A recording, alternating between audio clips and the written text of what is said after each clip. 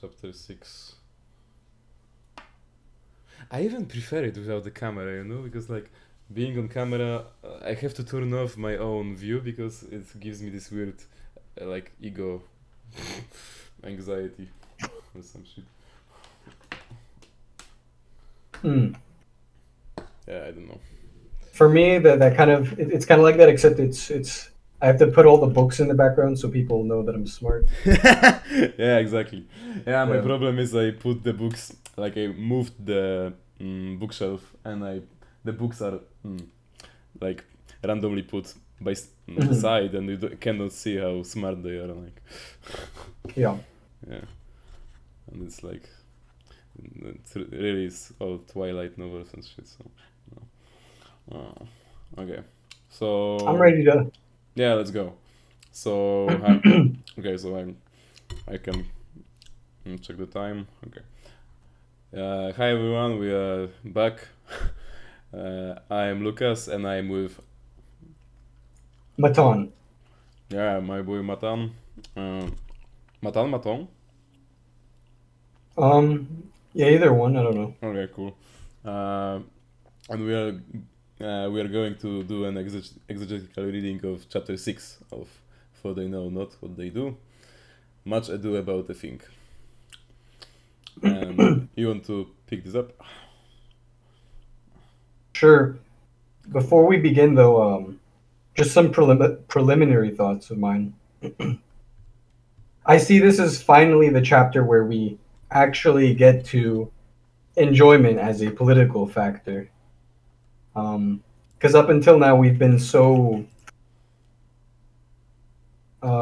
laser focused, I guess you could see, on, I don't know, the Hegelian subject, or the Lacanian subject of the signifier, really just repeating over and over again. And occasionally here and there, there's sprinkled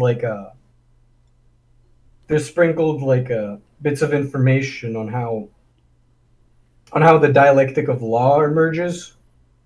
Specifically, last chapter, he finally really starts getting into it towards the end, uh, with his mild criticism of Kant, and what Kant doesn't see within the formation of law, due to his own prohibition of questioning its empty core, I suppose. And I think this is it's at that moment, that sort of a dead space, um, between the disintegration of the subject, I suppose you could say, and the establishment of an other, of a big other, uh, through a sort of form of self-exteriorization, if you recall from the first instance of the dialectic of law, in which he describes law as the, or even unity, I suppose you could say symbolic unity, as a self-exteriorization of the chaotic multiplicity, which sort of alienates itself through some radical uh, paradoxical gesture in which it points to a portion of itself, I suppose. It segregates it off, and labels it as other, in order to, I guess, in contrast, establish identity through difference. And again, this chapter really gets into how enjoyment is hooked on that process. With that being said, I will finally get into things. Yeah, I think I agree with you. Like, for me, this how to say, Lacanian theory of law is the real thing, because like you can get the social contract bros or some like liberals, but like I'm with sorry, you said a what thing? uh, what thing, I don't know. Like I what I No, no, no, mean. you said. Oh, no, no, I just misheard you, because I think I misheard you, but it was like a very Freudian misreading, I think. Yeah, probably. Or mishearing. Wait, No, no, what I what? mean is that like I'm sorry. with Zizek, yeah, sure. Uh, with Zizek and like with Lacan, we get this like the theory of law here is like it's great because usually you can get some like reasonable like theories which explain why law is uh, we have law because it's like it give us the greater good or something, but like with Zizek, it's like it's just great, and like this chapter is really great on this, so I'm excited. I guess. And what I misheard you and what I wanted you to repeat, I think you said it's a crucial thing or something like that. Yeah, probably. And, I don't remember and because like I already it was repressed. just a random comment, but the way I misheard you was it's a burial thing, like the act of burial, Mm. which was a mishearing of mine, but which is very pertinent, I think, because we're talking about right here. I guess this notion of like exactly how we represent death symbolically, and how this sort of I guess that there's something like parasitic about the way death is introduced um, as a symbol in a way that is it's in a sense by its definition it can't be contained within the symbolic, but it is nevertheless constituted by it in some sense and parasitic upon it. Yeah, Yeah, great. yeah. That's I'll what I just meant, actually. Yeah, that's what that's what I was meaning to say. Yeah, let's get into it. mhm. So you wanna start? Yes. Section 1: the variance of the fetishism type. The heading of this section is why is sought of the truth of Kant. It is, of course, a commonplace to ascertain that psychoanalysis arose as the final outcome of a long incubation period. However, answers differ as to where and when, in the history of ideas, the process was set in motion, which finally gave birth, interesting phrase there, to psychoanalysis. In his Kant avec Sade, Lacan provides an unequivocal, albeit unexpected, answer to this question. Immanuel Kant's critique of practical reason. The gist of Lacan's argument is that Kant was the first to outline the dimension of what Freud later designated as beyond the pleasure principle. Kant's starting point is the question, what is the impetus of our will, of our practical activity? His answer is a representation, Vorstellung, which determines our will by means of the sentiment of pleasure or displeasure it brings about in the subject. We represent to ourselves an object, and the pleasure or displeasure attached to its representation sets off our activity. Such a determinateness of our will is, however, always empirical, linked to contingent circumstances, that is to say, pathological in the Kantian sense of the term. Man as finite being is limited by his phenomenal temporal spatial experience. He has no access to the thing in itself, which transcends the horizon of his possible experience. This means that the supreme good, the a priori object, which sustains itself on its inherent necessity and, consequently, does not depend on any external conditions, is irrepresentable, out of reach to our consciousness. And by this, I suppose he means uh, the subject, which Kant is not yet at a Hegelian understanding, but the subject simply in terms of self identity. If Kant did not formulate the notion of Abare, the bard big other, he at least conceived of the bard G, good. Yet Kant is looking precisely for an impetus of our will, which would be a priori. And that's interesting because the question that Zizek kind of I'm interrupting with my own thoughts here. This section started off with Zizek asking about an origin of a giving birth of a certain notion of the subject, and that's interesting. I think considering how the point being brought up here is how do we how can we consider narrative as constitutive or as a necessary part of relaying our origin to ourselves and somehow consider ourselves as external or as the if you recall from the blue velvet reference last chapter as the gaze which is capable of viewing its own birth.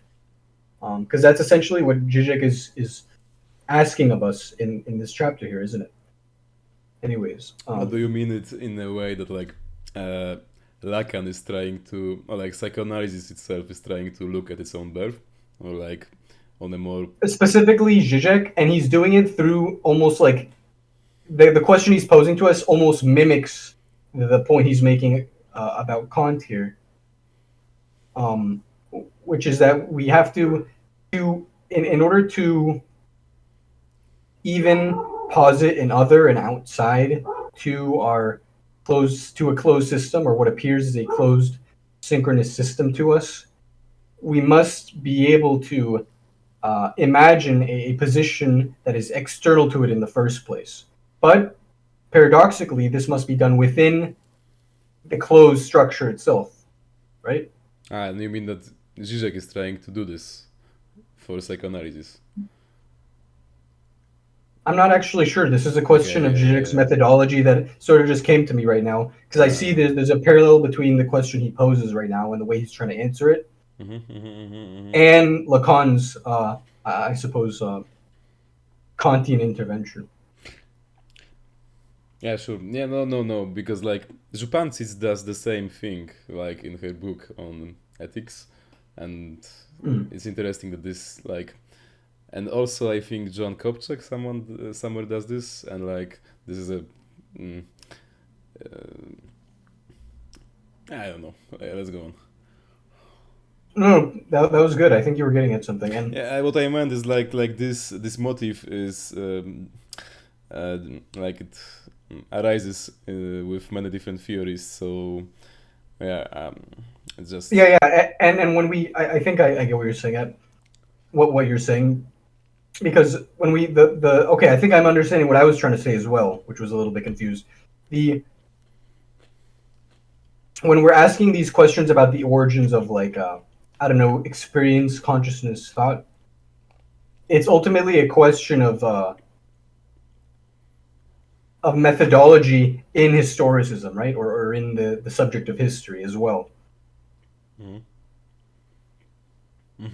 okay, Yeah. okay. I'm trying to find this Zizek quote really quickly that I think from last chapter. The past does determine the present, but the very mode of this determining is over determined by the present symbolic network.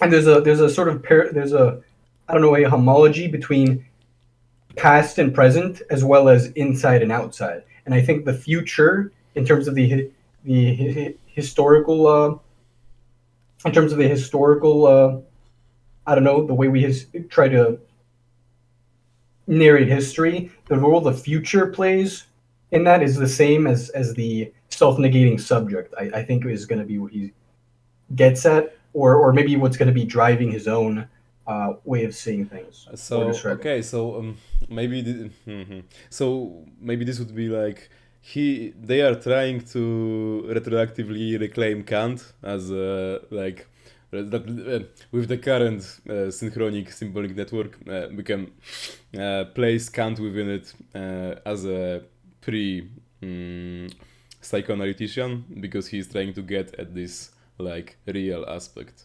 which like but it is only with our knowledge right now that we can actually do this.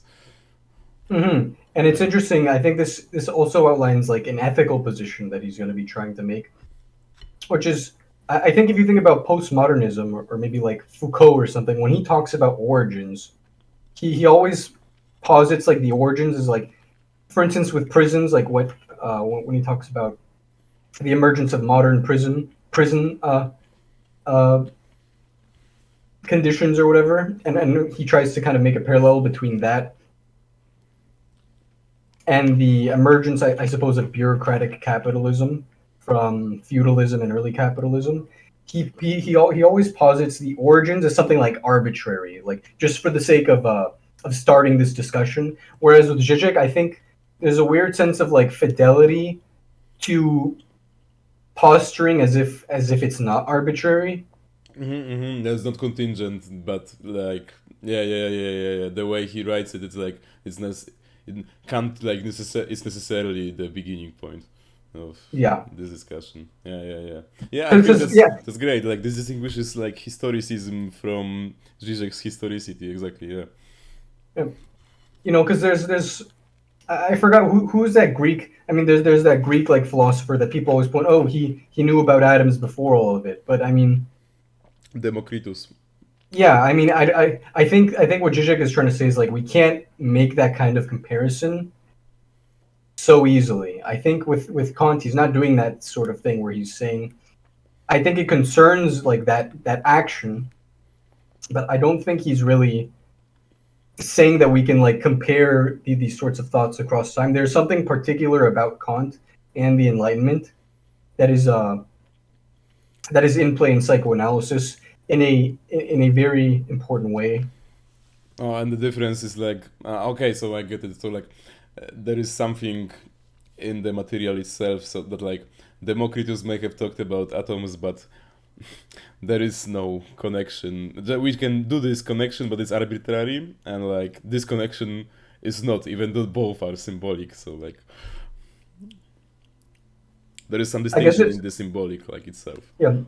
I suppose that's an open question. I'm not exactly sure how he goes about this because I could see that being like a criticism against what Zizek is doing here. But I Yeah, don't sure. think but I don't think that there's something particular about like the law that I think matters, but I don't know.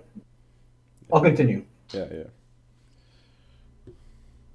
Um, Yet Kant is looking precisely for an impetus of our will, which would be a priori, that is, unconditional and independent of our experience, of its contingent circumstances. Since it cannot be found in the object, in the content of our practical activity, the only thing that remains is the very form of this activity, the form of universal legislation, independent of its particular contingent content. Act only on that maxim through which you can at the same time will that it should become a universal law. That's a quote from Kant. This way, we can test out every moral maxim.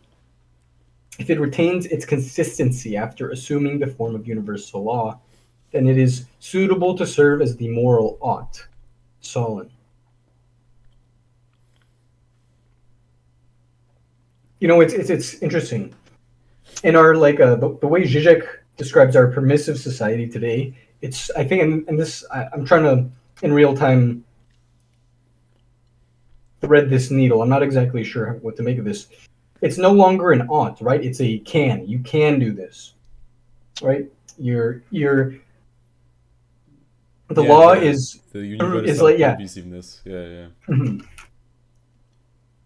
The paradox not to be missed here is that of the Freudian notion. Wait, because this was good what you were saying. Like, because Mhm. like yeah, because like we have the society of permissiveness, but like he always says that like this permissiveness, which is universal, paradoxically reverses itself and turns into the most like oppressive ought, because like uh, you can do everything, so it turns into you ought to do it because you can, and like it's interesting how, because he doesn't talk about it here, but like uh Mhm. It's a way that the what's the phrase that Lacan uses that the law condescends to jouissance. I think that's how he puts it. yep. And yeah, the paradox not to be missed here is that of the Freudian notion of Vorstellung des Repräsentans, representative of some missing, primordial repressed representation. The representation which is primordially repressed in Kant is, of course, that of the supreme good, and the law, the form of law, emerges precisely in the place of this missing representation, filling out its void. That is to say, what should not pass unnoticed is that we run into the form of law at the precise point where the representation is lacking, namely, the representation of an a priori object that could act as the impetus of our will. The form of moral law is thus not simply the form of a certain content. Its mediation with its content is far more paradoxical. It is, so to speak, the form supplanting, holding the place of the missing content. Structure is here again that of the Mobius band. Form is not a simple reverse of content. We encounter it when we've progressed far enough on the side of content itself. So it is precisely content which has, again, this phrase I really like it, self-exteriorized itself, and it form is precisely that which says it is form, which tells you it is form through the form of narrative itself. Zupanc is really big on this. Like, she basically says that, like, yeah, the formal aspect of Kantian ethics is like the big thing, because that's the point of, like, yeah, exactly the point at which some primordially repressed representation is filled through the form. And then she says that, like, Kant actually, through the way that he formulates the categorical imperative, through, like, concrete content, like, you cannot lie, you cannot steal, because then property would not exist. That this is actually a betrayal of the, like, true radicality of his formal ethics. This is very interesting. And, like, Mhm. you can, and it's so great because every time someone talks about Kant, Kantian ethics, it turns into this, like, man, you cannot lie, that's ridiculous, that's not an ethics. And, like, she precisely throws out this part and just retains the purely formal universalization. And for her, it's the moment of the subject that, like, there is no universality by itself, because, like, this would be the Hegelian critique that, like, okay, if everyone steals, there is no property, but there is nothing like contradictory about there being no property. And, like, she says that, like, no, yes, but this is precisely why it's an ethics, because, like, the subject arises when universalization occurs, because of this negativity that, like, there is no universality by itself, but the subject has to bring it about into existence. And do you think the subject who brings it about into existence, could that be compared to the vanishing mediator from last chapter? It must vanish in order for the I don't know, the symbolic efficiency to be able to be maintained through unwritten laws, through I don't know, a pointing at jouissance rather than the Yeah, that's interesting, because, yeah, like, after the gesture of universalization, it would, yeah, but then if this was the case, then it would turn into a law. Yeah, because, like, the symbolic, it would seem necessary, and, like, the point of subjectivity would be missing, and then it wouldn't be an ethic, but uh, an actual law. Or maybe I'm wrong. I don't know. I think I kind of and I think maybe that now I'm going out on a limb here. The form of the law is therefore it must there must be the vanishing mediator of the subject. Otherwise, uh, the way I'm phrasing necessity here, I don't think really makes sense, but I think there is a connection maybe to be drawn. Because otherwise, or maybe not otherwise, but this is the way that enjoyment is hooked on.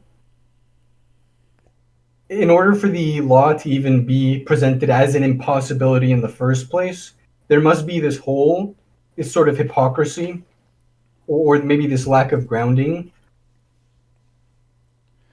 In order for us to have room to, I don't know, I don't like the language I'm using here, but in order to maneuver around a castrated big other. So I think there's something.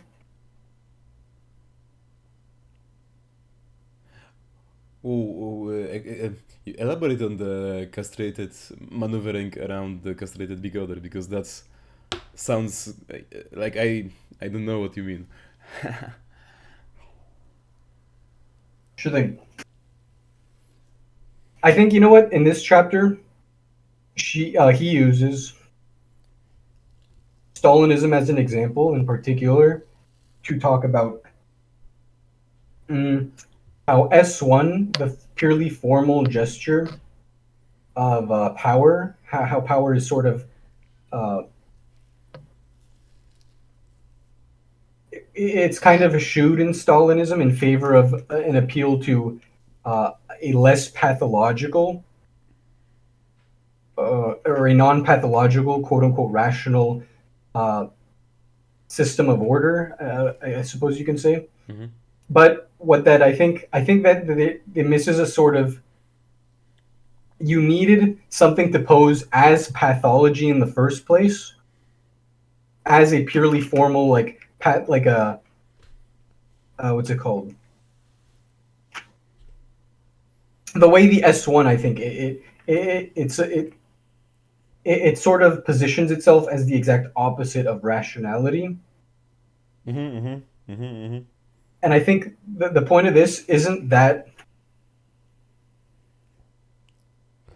it's not that, let me think about this.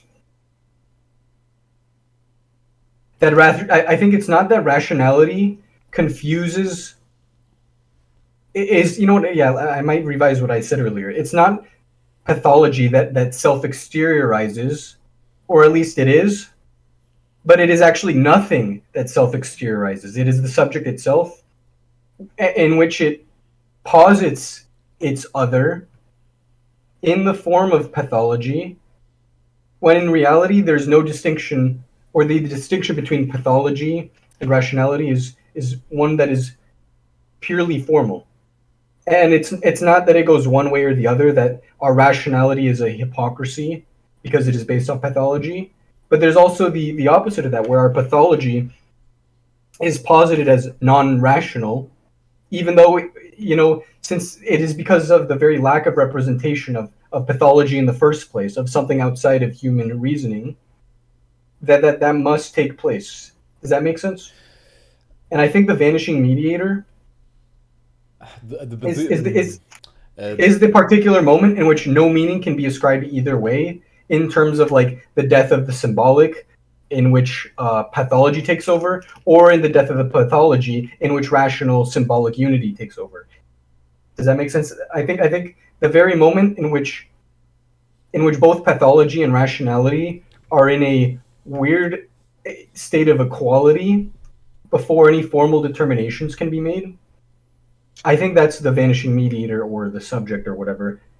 Um, and I think that might oh, be okay, okay. So the moment in which you cannot Hmm, hmm. Uh, oh, can you turn this turn this around back to the big other, because mm, you talked about Stalinism, and I wonder, the big other. yeah, Yes, do you mean that we have to, that the gesture of universalization is the clear moment, is the moment in which it is clear that the big other doesn't exist, and after the fact, it's not even. It's yes, the big other doesn't exist, but there's a reverse of that too. The subject is also the moment that the big other doesn't exist. It's this more virtual moment that is implied through through the. So there's a negation that you're implying, where you say the big other doesn't exist, and it's the negation of the negation, a purely virtual moment, I think, where it's not just that the big other doesn't exist, but the other of the big other doesn't exist as well. The thing that the big other is supposedly covering up when you say there is no big other, that doesn't exist either. It only exists through the split. Okay. So maybe not the big other doesn't exist, but that it's yeah, it's castrated. Okay. So there is no other of the other. I don't know if I caught all that, but I think it made sense. Perhaps the best, I think, explanation that Zizek uses this example, but I think he might have gotten it from Zupančić earlier. I'm not sure. Do you know the "we just ate the last cannibal"? That whole bit. Mm, yeah, there is no more cannibals. We just ate the last one.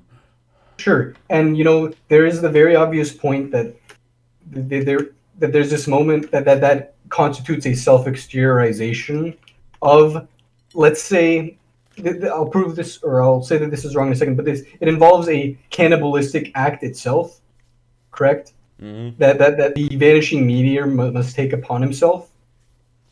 Mm-hmm. But in so doing, it, in a sense, in instrumentalizing the cannibalistic act in order to not be a cannibal, you're creating cannibalism as well as non-cannibalism. even if cannibalism was, we can from the future, I suppose we can look back and say that that was what constituted the time. Let's say the time before. This is a question of origins. We're going back to the beginning of this chapter. That I think, like, let's say there was a time before Kant, before the unconscious or whatever, right? Yeah, probably. But the thing is, we are positing it from the position of symbolic unity. Mm-hmm. And so what we consider cannibalistic as purely pathological outside the realm of reason, the other that we posit, is necessary in order for the big other, the other, the cannibal is the objet petit a, I suppose, which I think is a self-exteriorization,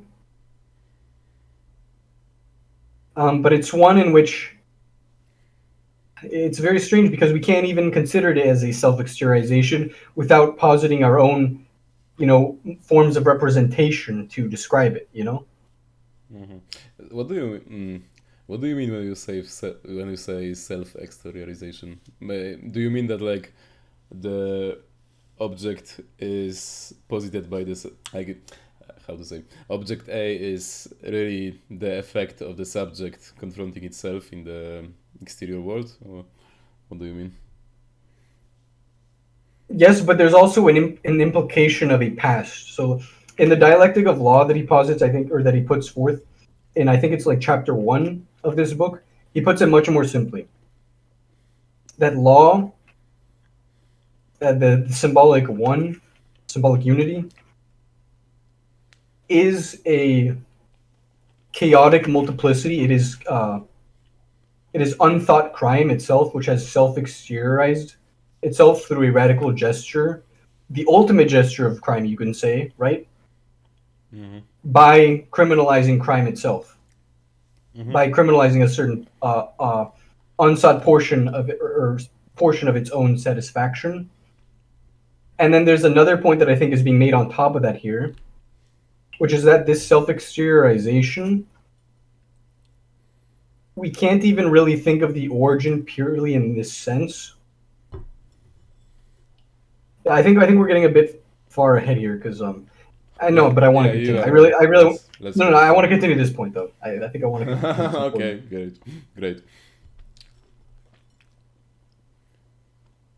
The very mode of this self-exteriorization is a necessary way of describing history in order for there to be any meaning in the first place. Because before, it's not like that there was cannibals or simply a chaotic multiplicity that self-exteriorized.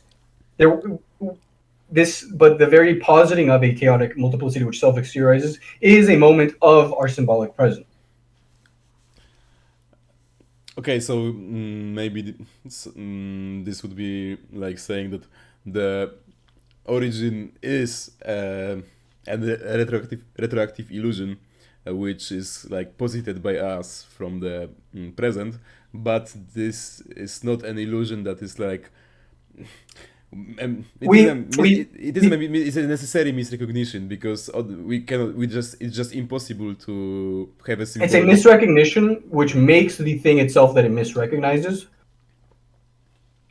and this and I think this is only made possible because there is constitutive negativity or ambiguity at the core of every phenomenon, I suppose. Mhm. Because otherwise we could just do objective history, like without any overdetermination, without any rewriting of the past. That just wouldn't happen, and just this is not how it works.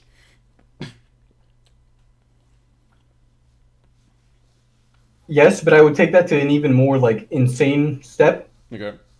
where not only is there any historical configuration that can be articulated, but history it's or but material reality itself follows this form of narrative construction. So this would be ontological on the like in the most general sense. Hmm. What was the last chapter or the chapter before where he talks about how the epistemological nature, well, sorry, limit of nature is then turned into the ontological limit of the other. Mm-hmm. or boundary between ourselves and the other. Mm-hmm. Mm-hmm.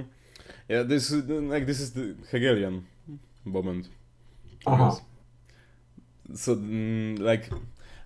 but it's weird because like, what would be the epistemological limit here? So okay, it would be the inability to reach the point of origin, like the Yeah, oh the lack of representation for an origin. yeah, okay, okay, okay, okay. So back to the, I think going way back to the his criticism of Derrida, the what we can't when we try to totalize in the act of total, pardon me.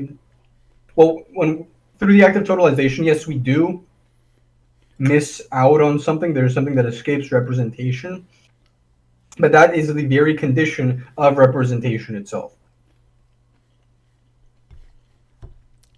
So mm, the missing thing is constitutive. Yeah, that it's crazy Mhm. how like Mikey was right. Like every chapter turns around the same thing, but it just goes in different I think that's directions. true. I think that's true up until last chapter when he gets into the law, and getting into this when he finally hooks enjoyment onto that. I think that's Yeah, and the subtitle of the book makes sense now, so yeah. that's cool. Yeah, I'm gonna finally get back to reading. sure. The paradox not to be missed here is that of the Freudian notion of Vorstellung repräsentans, representative of some missing, primordially repressed representation. The representation, which is primordially repressed in Kant, is of course that of the supreme good, and the law, the form of law, emerges precisely in the place of this missing representation, filling out its void. That's to say, what should not pass unnoticed is that we run into the form of law at the precise point where the representation is lacking. The form of moral law is thus not simply the form of a certain content. Its mediation with its content is far more paradoxical. It is, so to speak, the form supplanting, holding the place of the missing content. So this is like constitutive repression. I think Verneinung is how Freud puts it. Structure is here again that of the Mobius band. Form is not a simple reverse of content. We encounter it when we progress far enough on the side of content itself. We can see now in what the link between Kant and Lacan consists. This wiping out of all pathological content, in the form of, for instance, Kant's moral imperative, is what Lacan calls symbolic castration, namely the renunciation of the incestuous object of the mother as supreme good. It is by way of this wiping out of the incestuous content that the paternal law emerges as its formal metaphoric substitute. To resort to a rather worn out wordplay, we attain the big other, the symbolic law, when we cross out M in other and thereby hollow a gap round which the the other turns in its vicious circle. To be honest, that completely went over my head. This is why Lacan rejects all usual attempts to account for the prohibition of incest. From utilitarianism to Levi Strauss, they all promise something in exchange for this radical renunciation. They all present it as a reasonable decision which provides a greater amount of long-term pleasure, a multitude of women, and so on. In short, they all refer to some good as its ground. Contrary to Lacan, for whom the prohibition of incest is something unconditional, since it is radically unaccountable. In it, I give something in exchange for nothing, or, and therein consists its fundamental paradox, insofar as the incestuous object is in itself impossible, I give nothing in exchange for something, the permitted non-incestuous object. And this is actually something I took exception to in the way Mikey described it, I think 2 lectures ago. I don't know if you agree with me. I disagreed with him um, when he was talking about how the name of the father is introduced to kind of separate the boy from the child from the mother. Mm-hmm. And how I think he posed it as almost like a decision that the kid makes, if I remember correctly. Mm-hmm. In order for I think that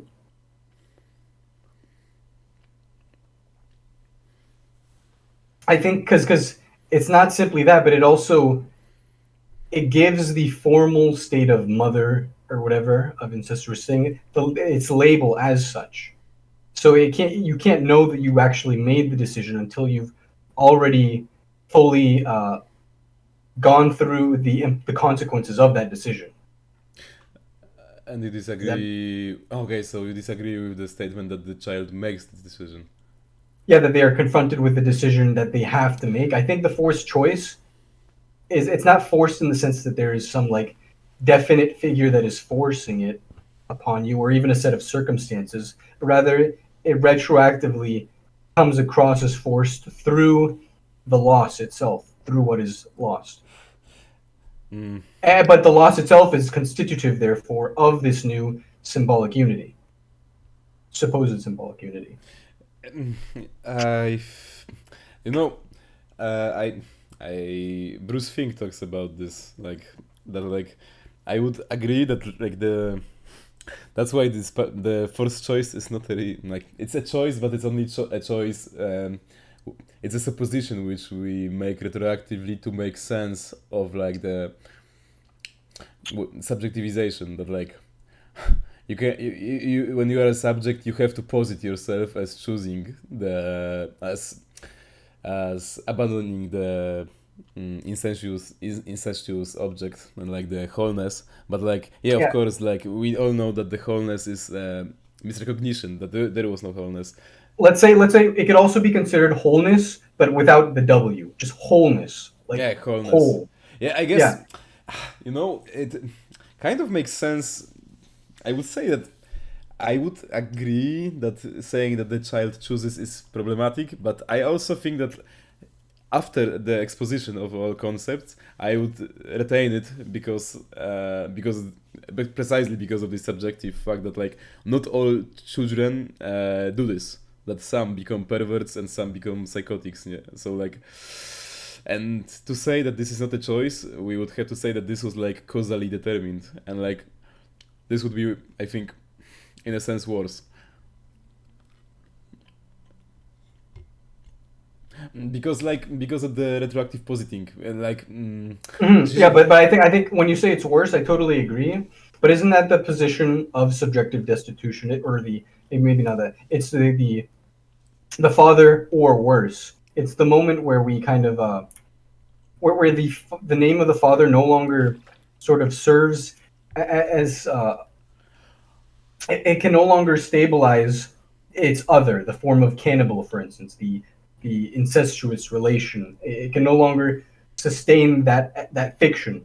Does that Oh, make sense? yeah, I guess. Yeah, I totally agree. It sounded like I said that like it's worse because like I don't like it as a postulate, but maybe what I meant is that like it would be worse in the sense that this is true from the standpoint of subjective destitution, but like it is cop out in a sense that like ethically, for example, you would say, okay, this was not a choice. This was like we know that I didn't make a choice because there wasn't even any choice to make before the like primordial repression or like the giving up, Yeah. symbolic castration. But this is already it's maybe true in the sense that like it is true, but it is be lying by telling the truth because like it would be pathological precisely in the Kantian sense that like something else influenced me on like there was no like we have to say that you made a choice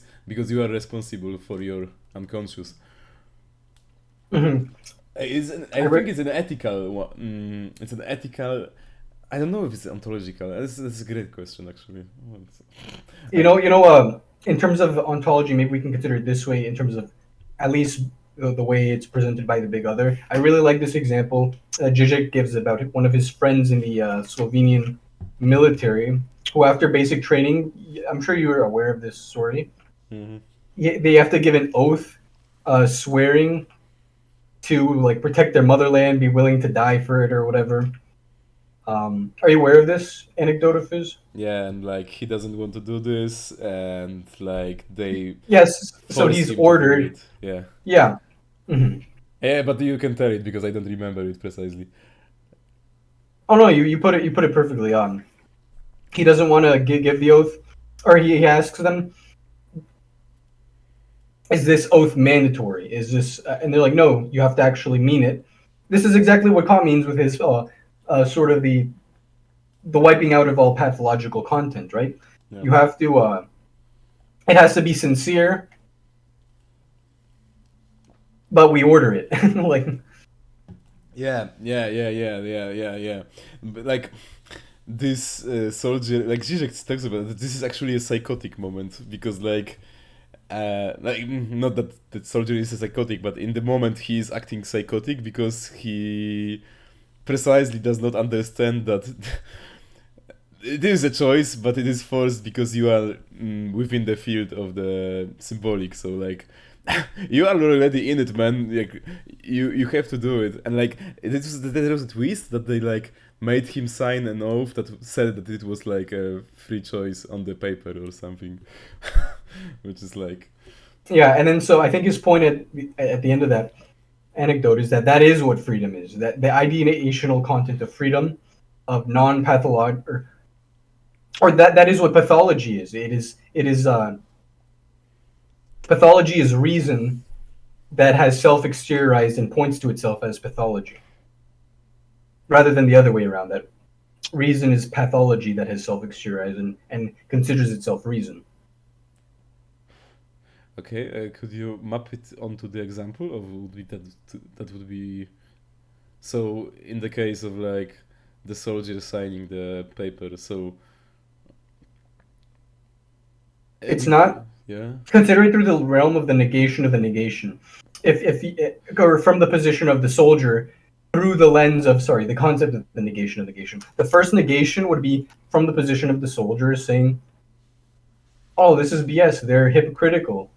And then the negation of the negation, I suppose, would be, "No, this is what freedom is in its realized form.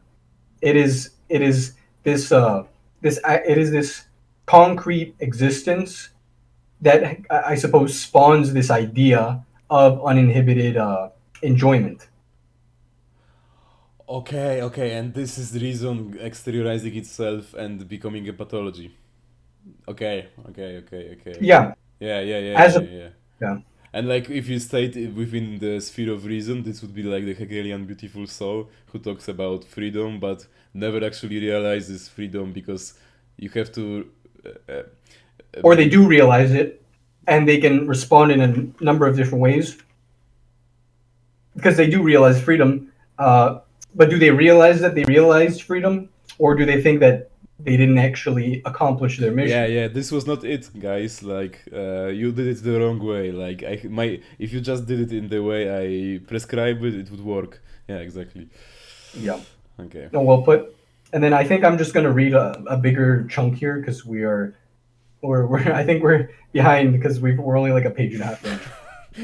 Yeah. Let's go. Yeah. Um, the paradox is at the root of what Freud called the economic problem of masochism. The only way to explain the strange economy of our psychic apparatus is by means of the hypothesis of a certain pure loss which opens up the very field within which we can calculate the gains and losses. This loss has an ontological function. The renunciation of the incestuous object changes the status, the mode of being of all objects which appear in its place. They are all present against the background of a radical absence opened up by the wiping out of the incestuous supreme good. In other words, no later prophet can recompense us for castration, since every possible prophet appears within the space opened up by the very act of castration. Since there is no neutral position from which we could compare gains and losses, the only possible field of their comparison is the empty space constituted by the wiping out of the object.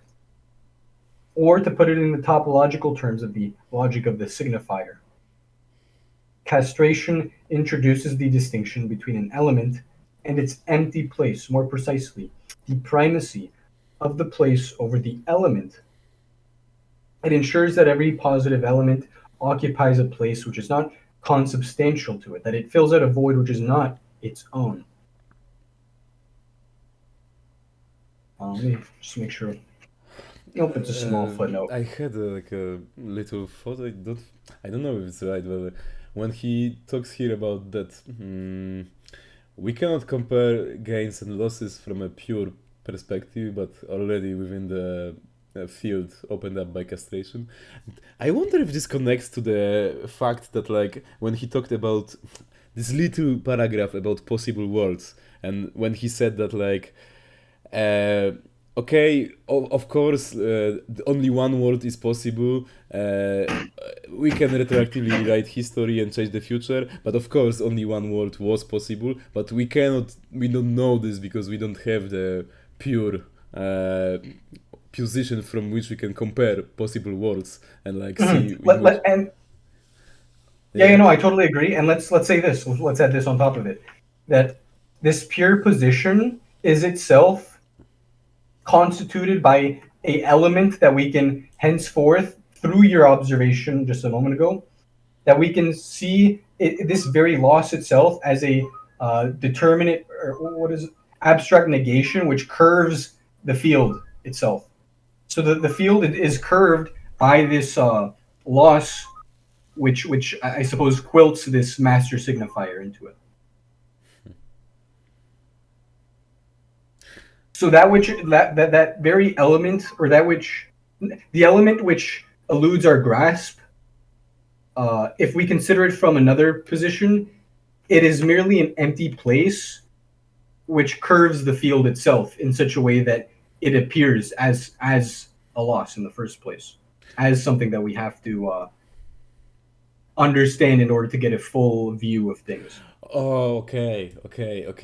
So the pure perspective is only a concept which we have because we are in the because because we went through castration and like we don't have. Okay, okay. That's cool. I did not think that this was possible to connect. So good. Nice job, man. Thanks. I mean, you made such a great point by reminding me of the whole. It's not that we can't know what we missed out, but it's we don't even know what we actually have, Yeah. or the world we are currently in. Anyways, Let's go on. it Yeah. is, yeah. I'll read this paragraph and then you take over. It is this Sure. paradoxical short circuit between form and content which confers upon Kantian ethics its rigorous features. Since the field of good is barred, emptied of all quote unquote pathological content, our activity can be considered truly moral only insofar as it is motivated by the form alone, to the exclusion of every pathological impetus, however noble it may be, compassion, love, etc. Lacan's point in Kant of Exod is, however, that this wiping out of all pathological objects, this reduction to the pure form, produces of itself a new, unheard of kind of object. Lacan designates this non pathological object, a paradox unthinkable for Kant, as objet petit a, the surplus enjoyment, the object cause of desire. What Lacan does is to repeat the inversion proper to the Mobius band on the level of the form itself. If we progress far enough on the surface of the pure form, we come across a non-formal stain of enjoyment which smears the form, shall we say, that curves the field. The very renunciation of pathological enjoyment brings about a certain surplus enjoyment, sorry. This stain of enjoyment that pertains to the, oh, sorry. This could. I thought about two things.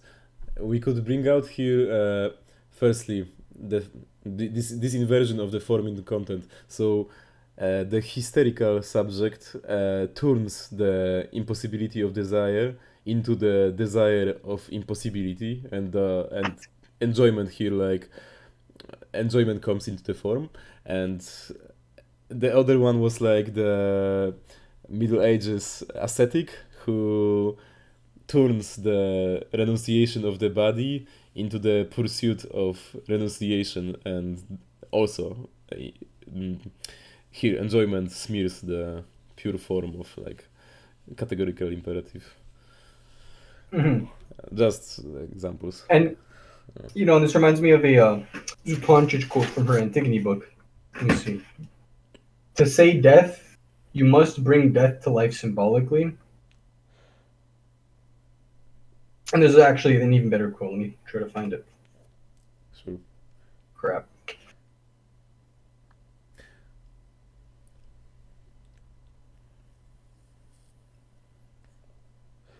Whatever. I've said it a million times before, so I could just remember it on its own.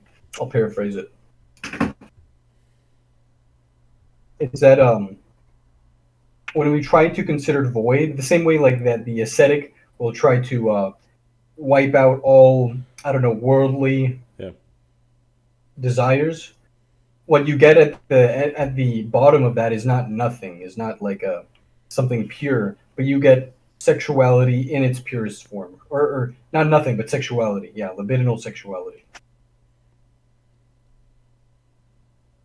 And this is the exact place where Kant considers duty, like the ability to identify, to choose to identify with the symbolic law.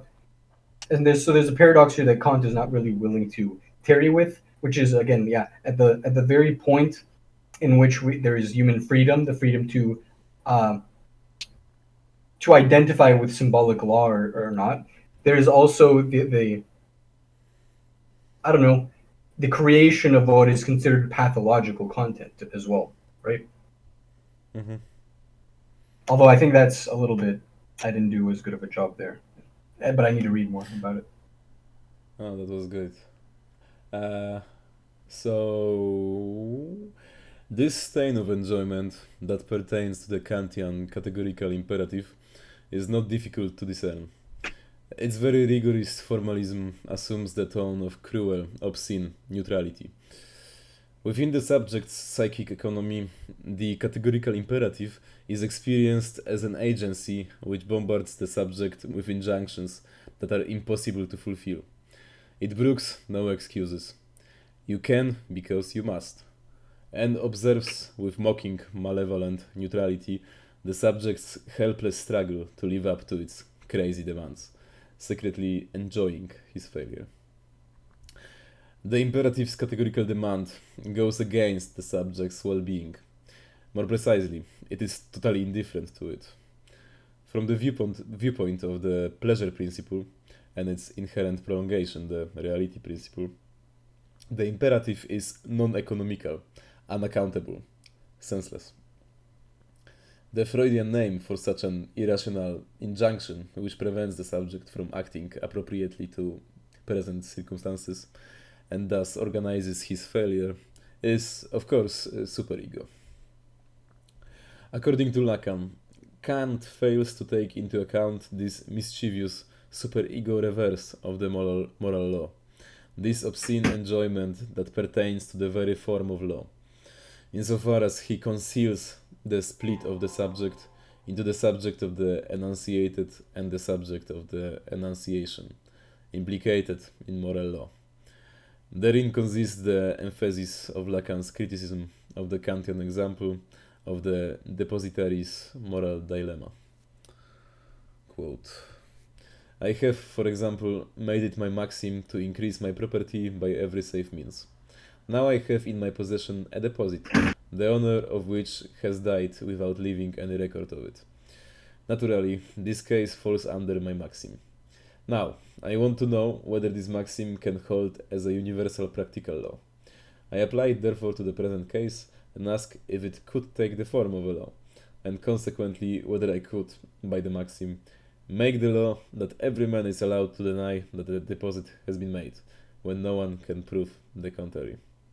I immediately realize that taking such a principle as a law would annihilate itself, because its result would be that no one would make a deposit. I actually didn't understand why wouldn't anyone make a deposit? I had the same problem because like this is a very particular case and like maybe he means that no one would like this because they would think about the situation and they would just keep it in their basement or something. It's a bad example because this is not like it's not a contradiction, but like whatever. Uh, I never know how to narrate Kant. Like I imagine him to have a very strict voice, but like let's go on. Uh, Lacan's commentary on this is that the practice of a deposit being based on the two ears, which, in order to constitute the depositary, must be plugged up against any condition which could be opposed to this fidelity. In other words, no deposit without a depositary equal to his charge. In yet other words, the subject of the enunciation is here silently reduced to the subject of the enunciated, the depositary to his function of depositary. Kant presupposes that we are dealing with a depositary equal to his charge, with a subject who lets himself be taken without remaining in the abstract determination of being the depositary. Lacan's joke runs in the same direction. My fiancée never misses a rendezvous, because as soon as she misses it, she would no longer be my fiancée. Here also, the fiancée is reduced to her symbolic function of fiancée.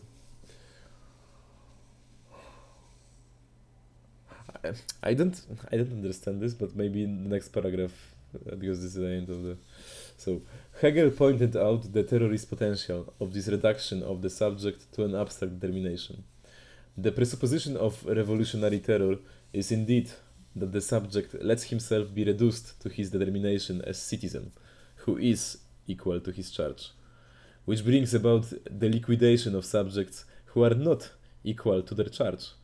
The Jacobinical terror is the consequent outcome of the Kantian ethic. One is dealing here with what Lacan in his first seminars called the founding word, namely the conferring of a symbolic mandate. You are my fiancé, my depositary, our citizen, which was later conceptualized as the master signifier. The point of Lacan's criticism of Kant is that there is in the subject who takes upon himself the symbolic mandate, who agrees to incarnate an S1, always an excess, a side which does not let itself be taken into the S1, in the place conferred on him by the social symbolic network. This excess is precisely the side of the object, the surplus in the subject of the enunciation, which resists being reduced to the subject of the enunciated. Embodiment of the symbolic mandate is the object within the subject. Okay, so I'll try to interpret Kant's depository quote with our earlier determination that Kant misunderstood that it's not just that like reason, non-pathological content is a sort of pathology which self-exteriorizes. It's not just that, which Kant does recognize, but that pathology itself is reason which self-exteriorizes. The opposite is also holds true. So I think in order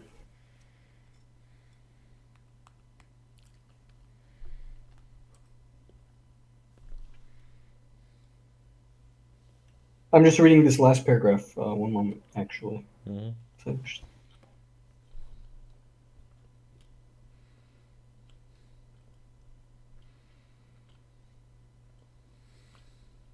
I suppose it's the very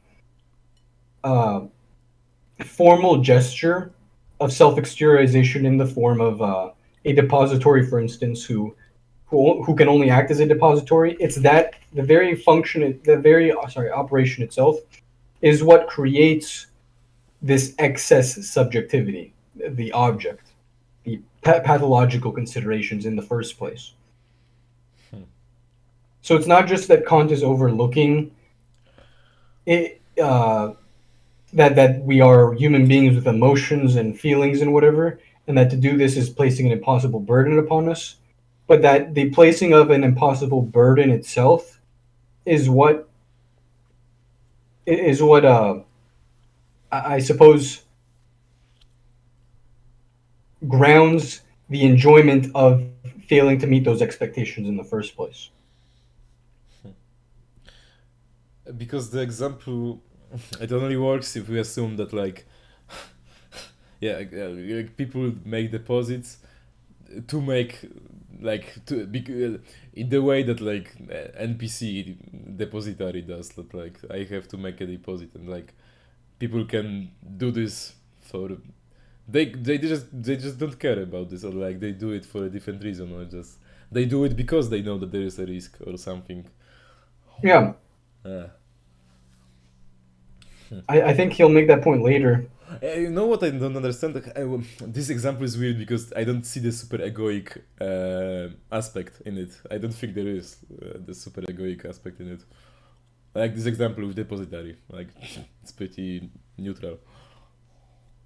Or maybe it's the injunction, super egoic injunction that you should make deposits. I don't know.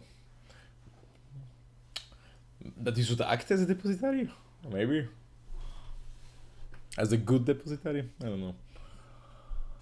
I guess so.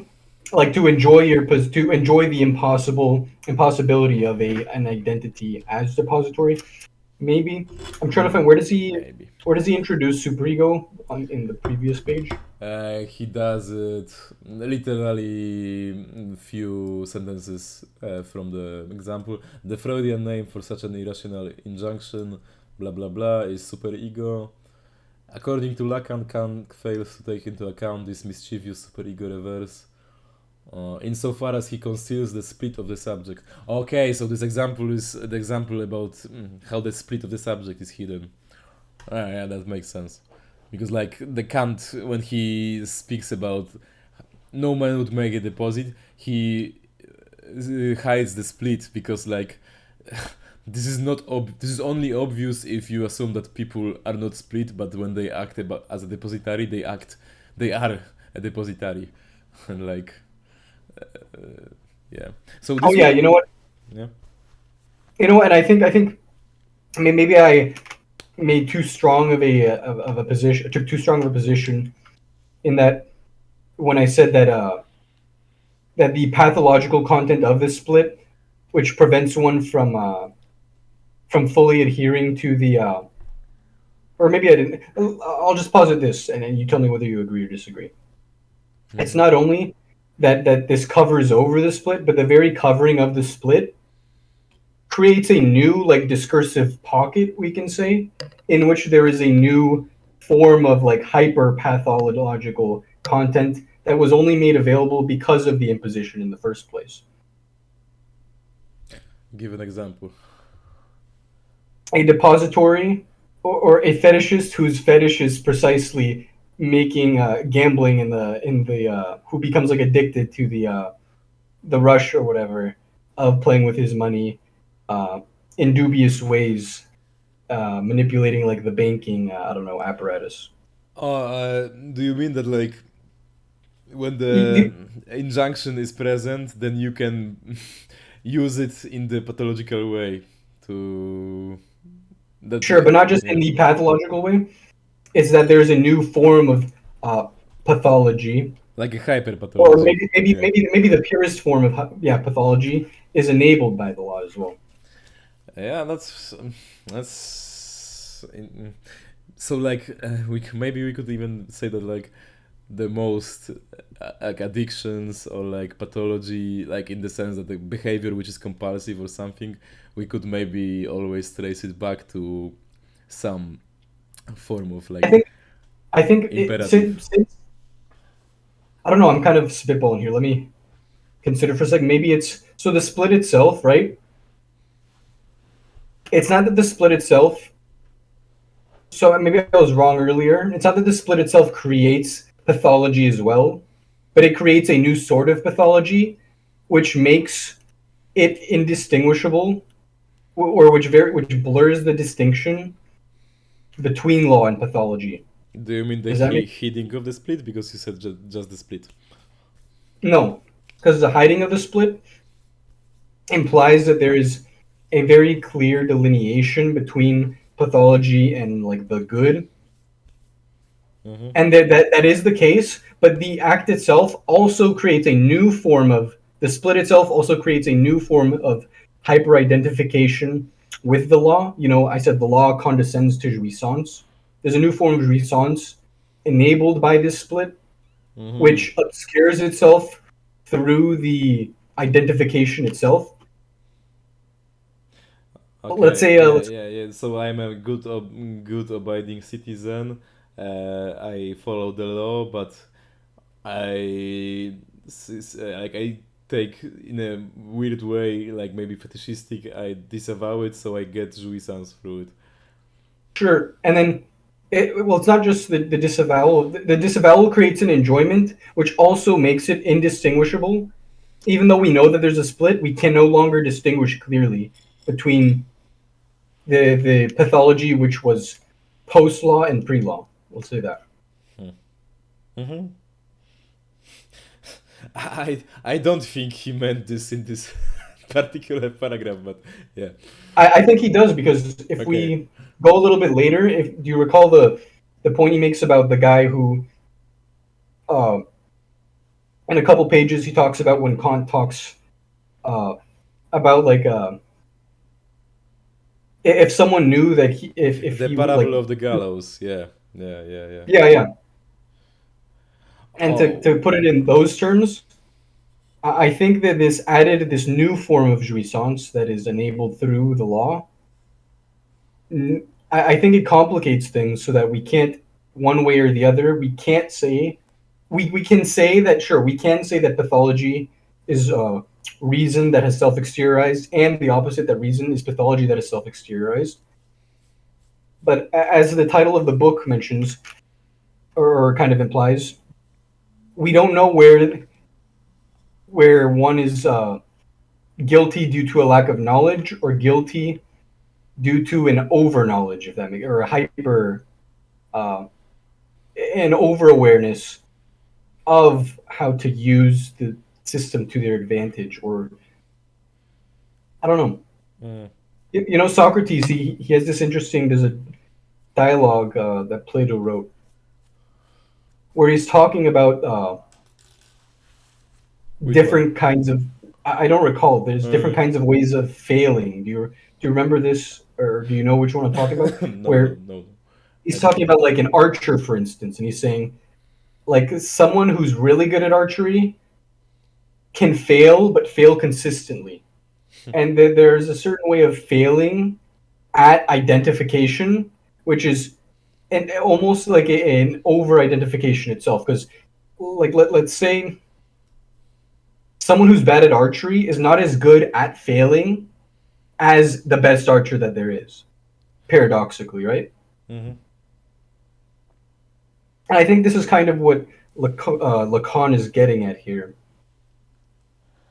Although I'm not sure that there must be. I don't want to say that Lacan is on Plato's side because I don't know.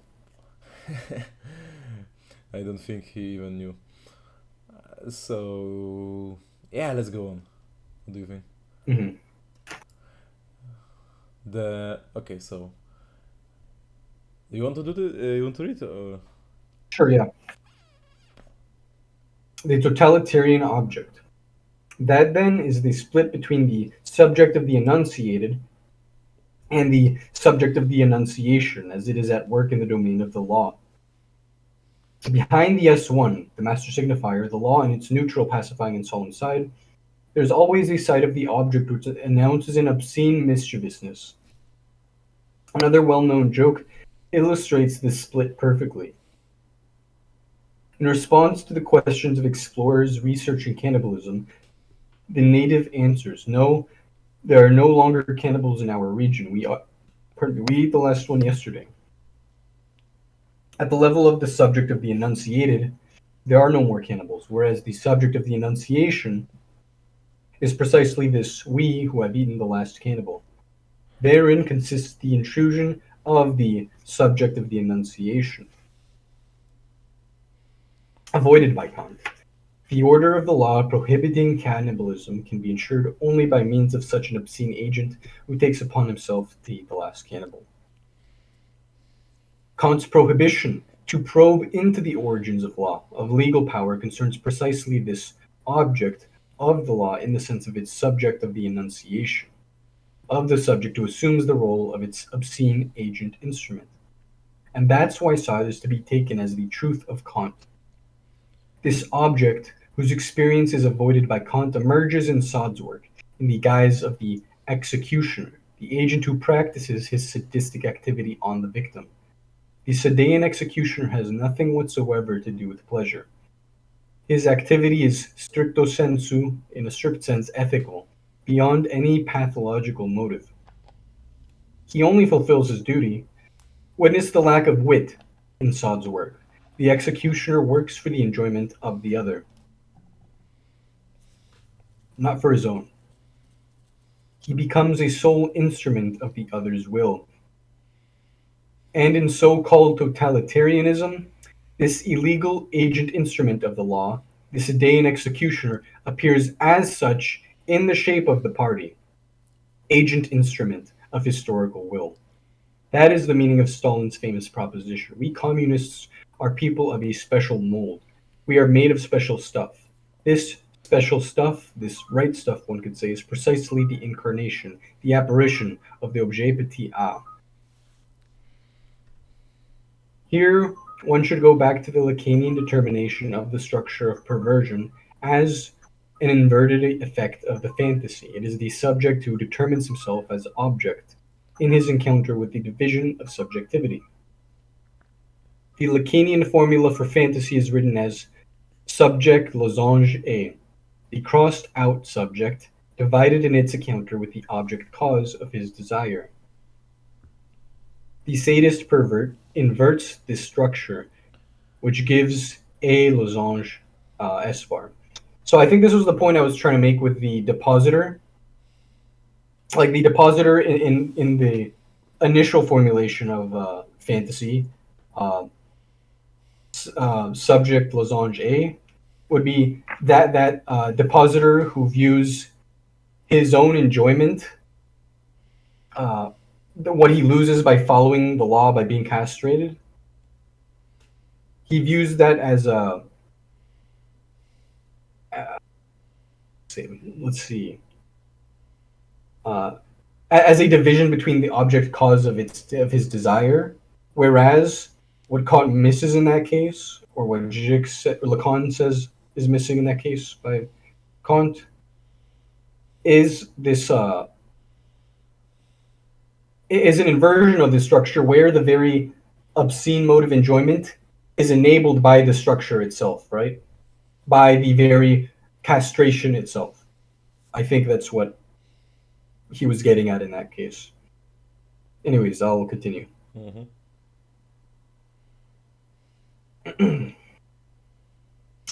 Where was I? Like the Stalinist, for example, confronted with the hysterical, split, petty bourgeois trader who did not want to give up his subjectivity completely and continued to desire in vain. In the same passage, Lacan goes back to his Kant of Exade in order to recall that the sadist occupies the place of the object, to the benefit of another, for whose jouissance he exercises his action as sadistic pervert. So, like, as a depositor, never mind, I'm not going to get too into that. Anyways, uh, footnote 7, is that a big one? No. The other of Stalinism, the inevitable necessity of laws of historical development, for which the Stalinist executor practices his act, could then be conceived as a new version of the supreme being of evilness, the Sadean figure of the other. It is this radical objectivization, instrumentalization of his own subjective position, which confers upon the Stalinist, beyond the deceptive appearance of a cynical detachment, his unshakable conviction of only being the instrument of historical necessity. By making himself the transparent instrument of the other's will, the Stalinist avoids his constitutive division, for which he pays through the total alienation of his enjoyment. If the advent of the bourgeois subject is defined by his right to free enjoyment, the totalitarian subject shows this freedom to be that of the other, of the supreme being of evilness, with reference to which his own will is totally instrumentalized. So this this transposition of the split into the other is interesting. In the case of the depositor, that would be maybe like uh, you don't act as though you could follow the law and like know that secretly sometimes you do some weird things, you don't do it, and like you are split, you suffer, and like the pervert or the Stalinist gets enjoyment by like assuming that the law itself or like the order is split, but it's Were you ever, as a kid, you finally like you would always get in trouble for breaking the rules, and you couldn't really like figure it out, and then at one point you kind of like get it, and then you immediately like take a 180, and you start enforcing that rule like arbitrarily against other kids in like a very pathological manner, let's say. yeah, you can. Okay, so you see that the law itself is not whole. That like you can use it in a you can use it in a way which is not strict. Like it's not strictly like the law does not prohibit it to do this, And but like yeah. it's very difficult for the other kids to like kind of pinpoint what you're doing, and your heart starts racing. You're like, what? I'm trying to enforce what's good. I'm doing this for the common good, for things to continue functioning. Yeah, I did not make this. This is just this like this, you know? Yeah. Okay, yeah. Makes sense. Okay, let me pick this Anything- up. Uh, okay. One could then conceptualize the difference between the classical master and the totalitarian leader as that between S1, the unary master signifier, and the object.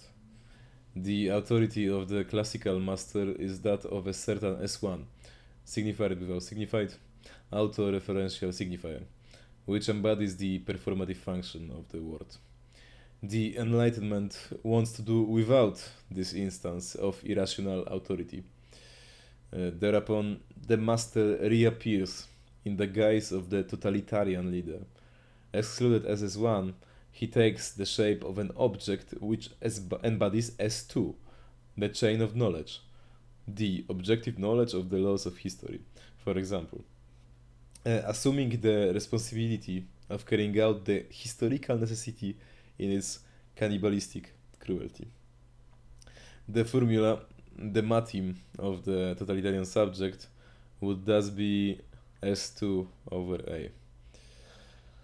The semblance of a neutral objective knowledge under which the obscene object agent of a super egotistical will hides.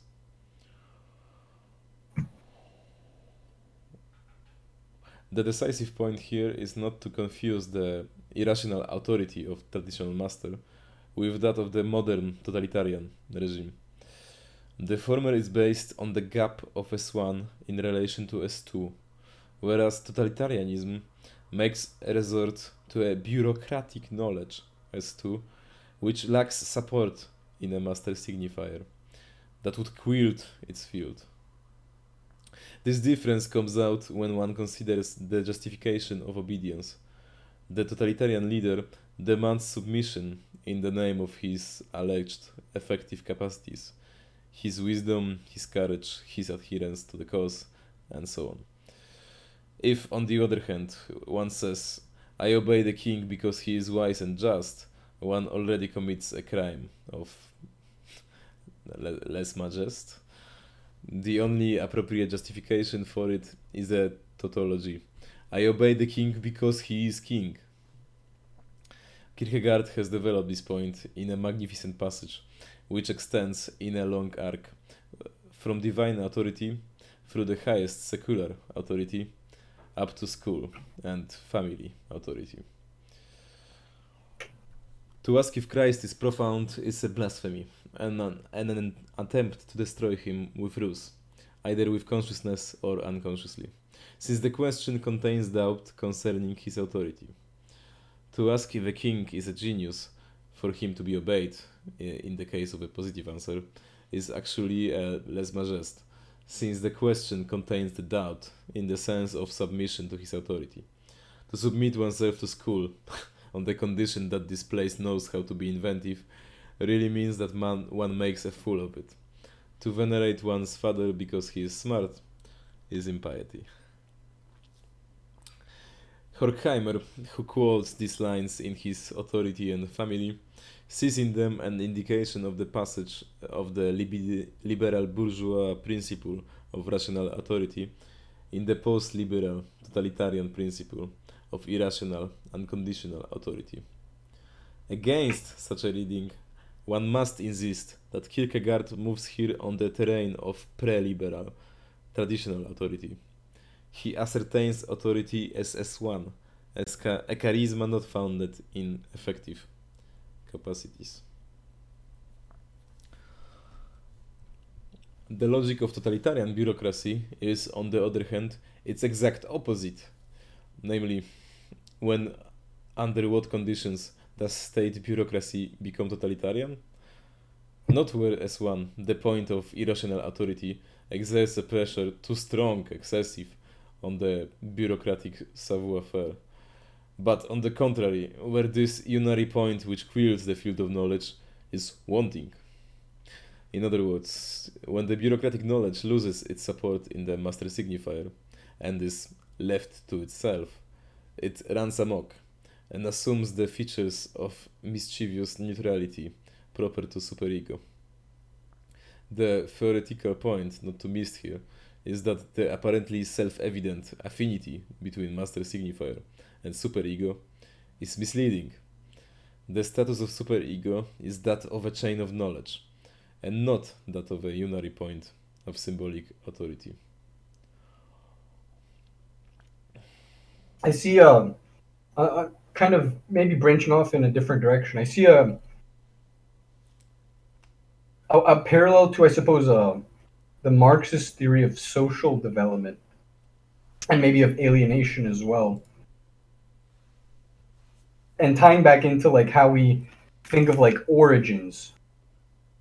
Yeah, You know, the question is, uh, I suppose, is the very sort of or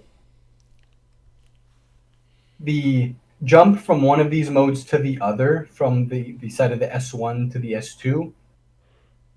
I suppose also, I mean, it's very hard. You need to, there's no like synchronous way to describe this.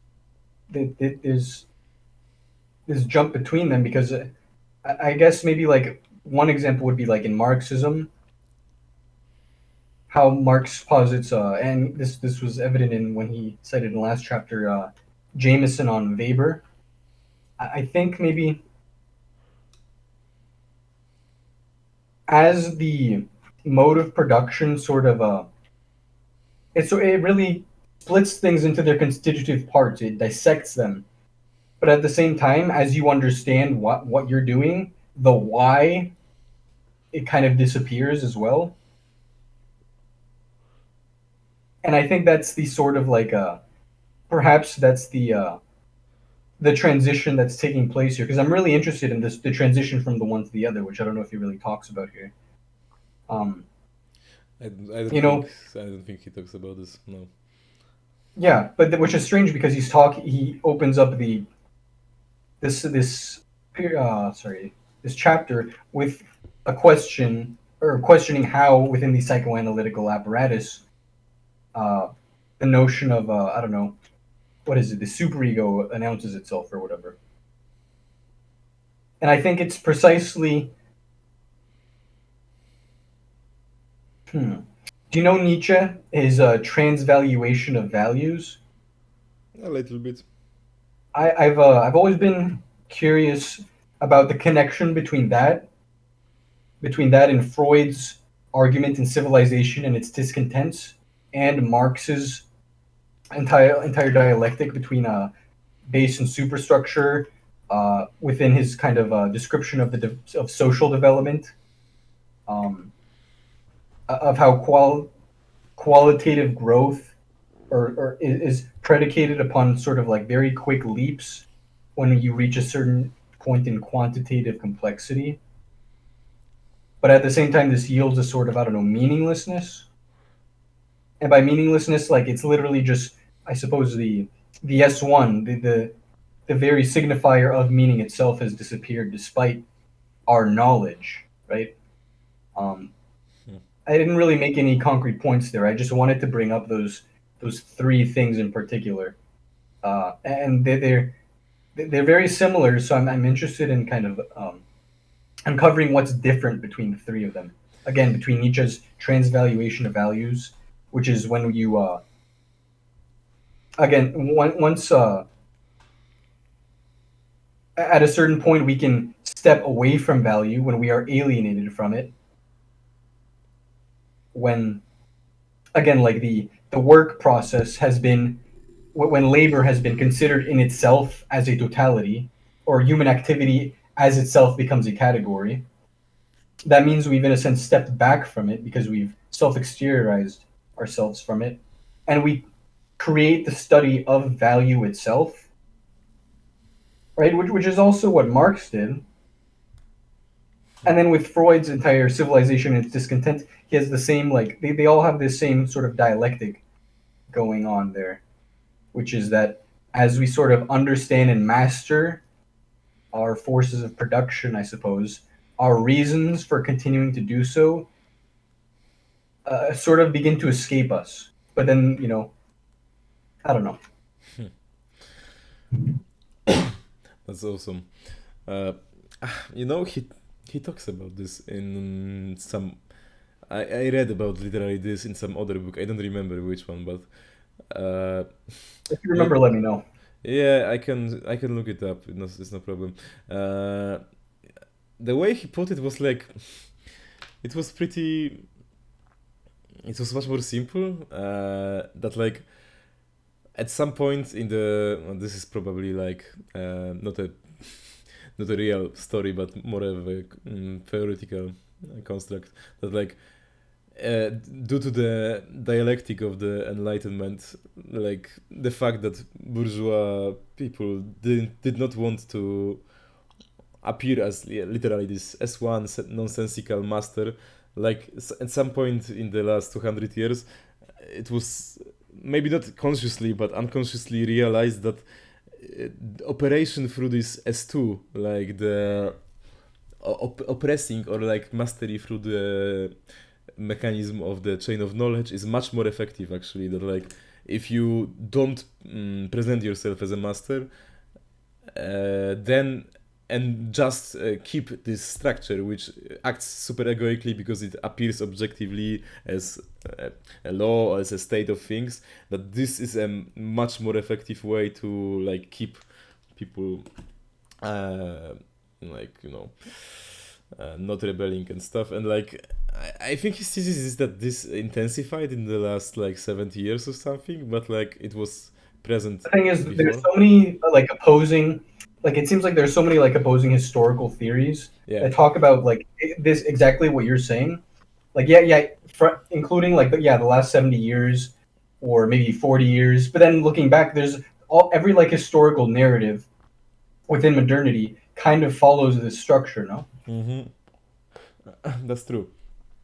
And I think this it kind of has something to do with the like the modern uh yeah, like with enlightenment and the how to say it,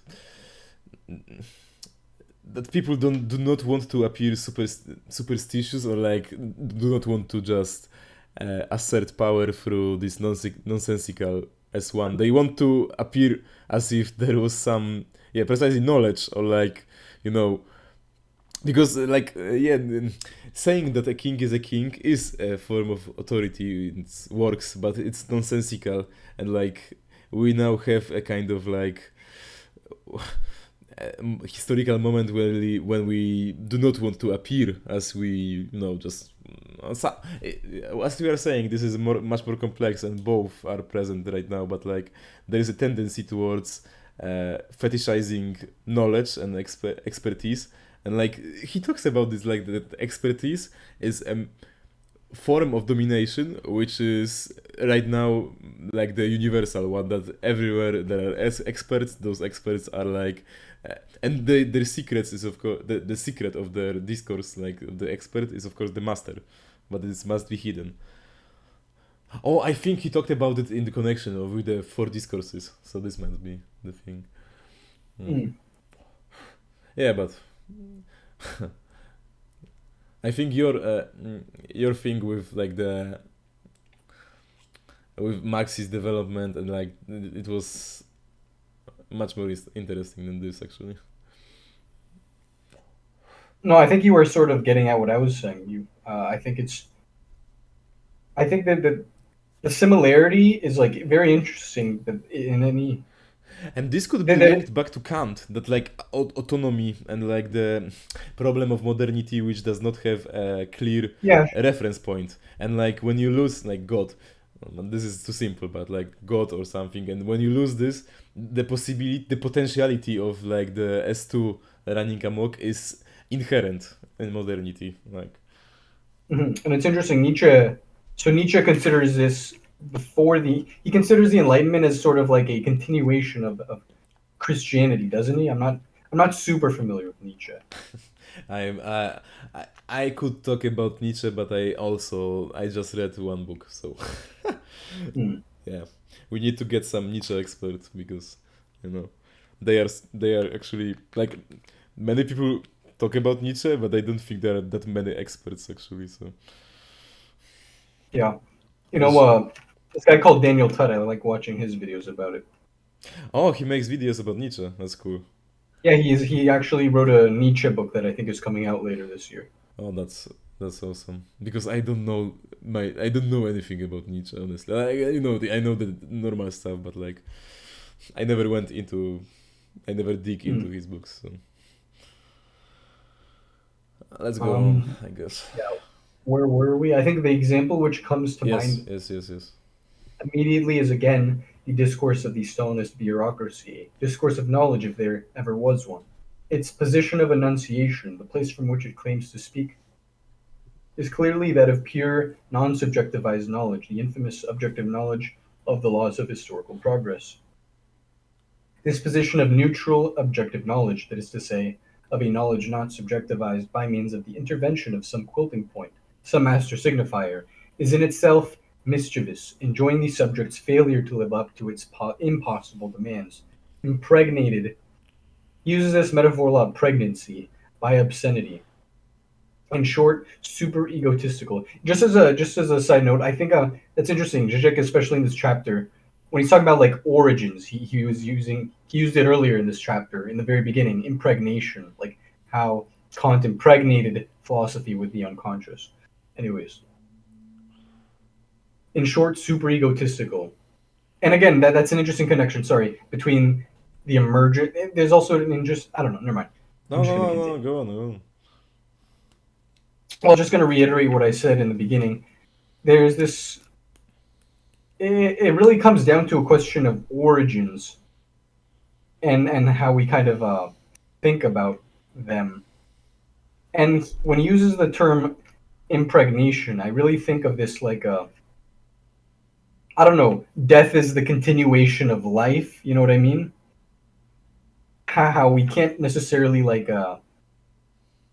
I think they saw it if you've read any of his stuff. I think a lot of I guess his sort of political maybe onto epistemological sort of goal was aiming at a sort of death which somehow preserves the thing in stasis outside of the normal process of reproduction, social and sexual.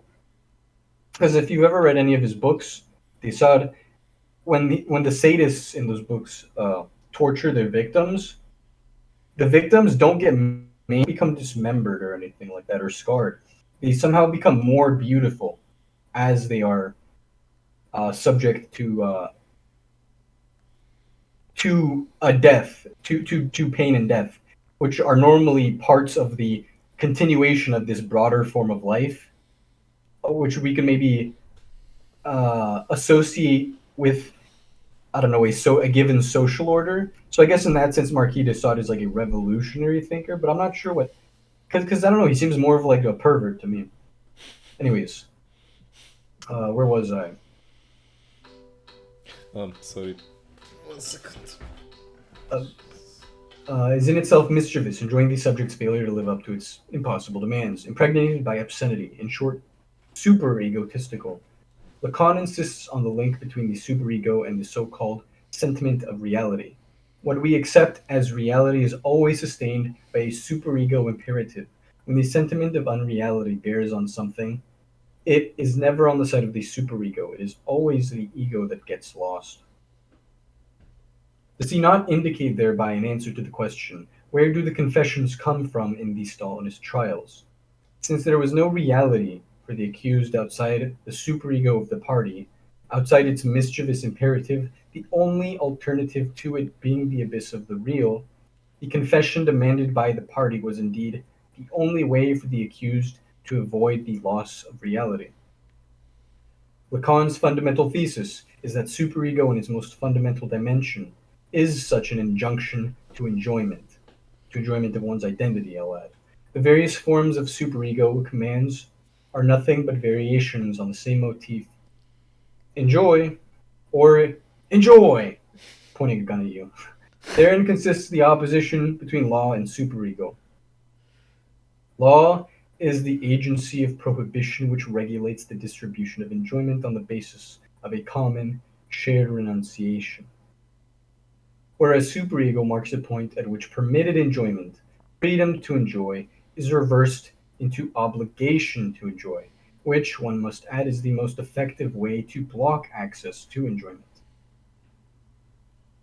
Let's stop because do do you it's very it's a very weird thing because he does not expand on this. He just says in the fourth line from the in the page, Lacan insists on the link between the superego and the so-called sentiment of reality. What we accept as reality is always sustained by the superego imperative.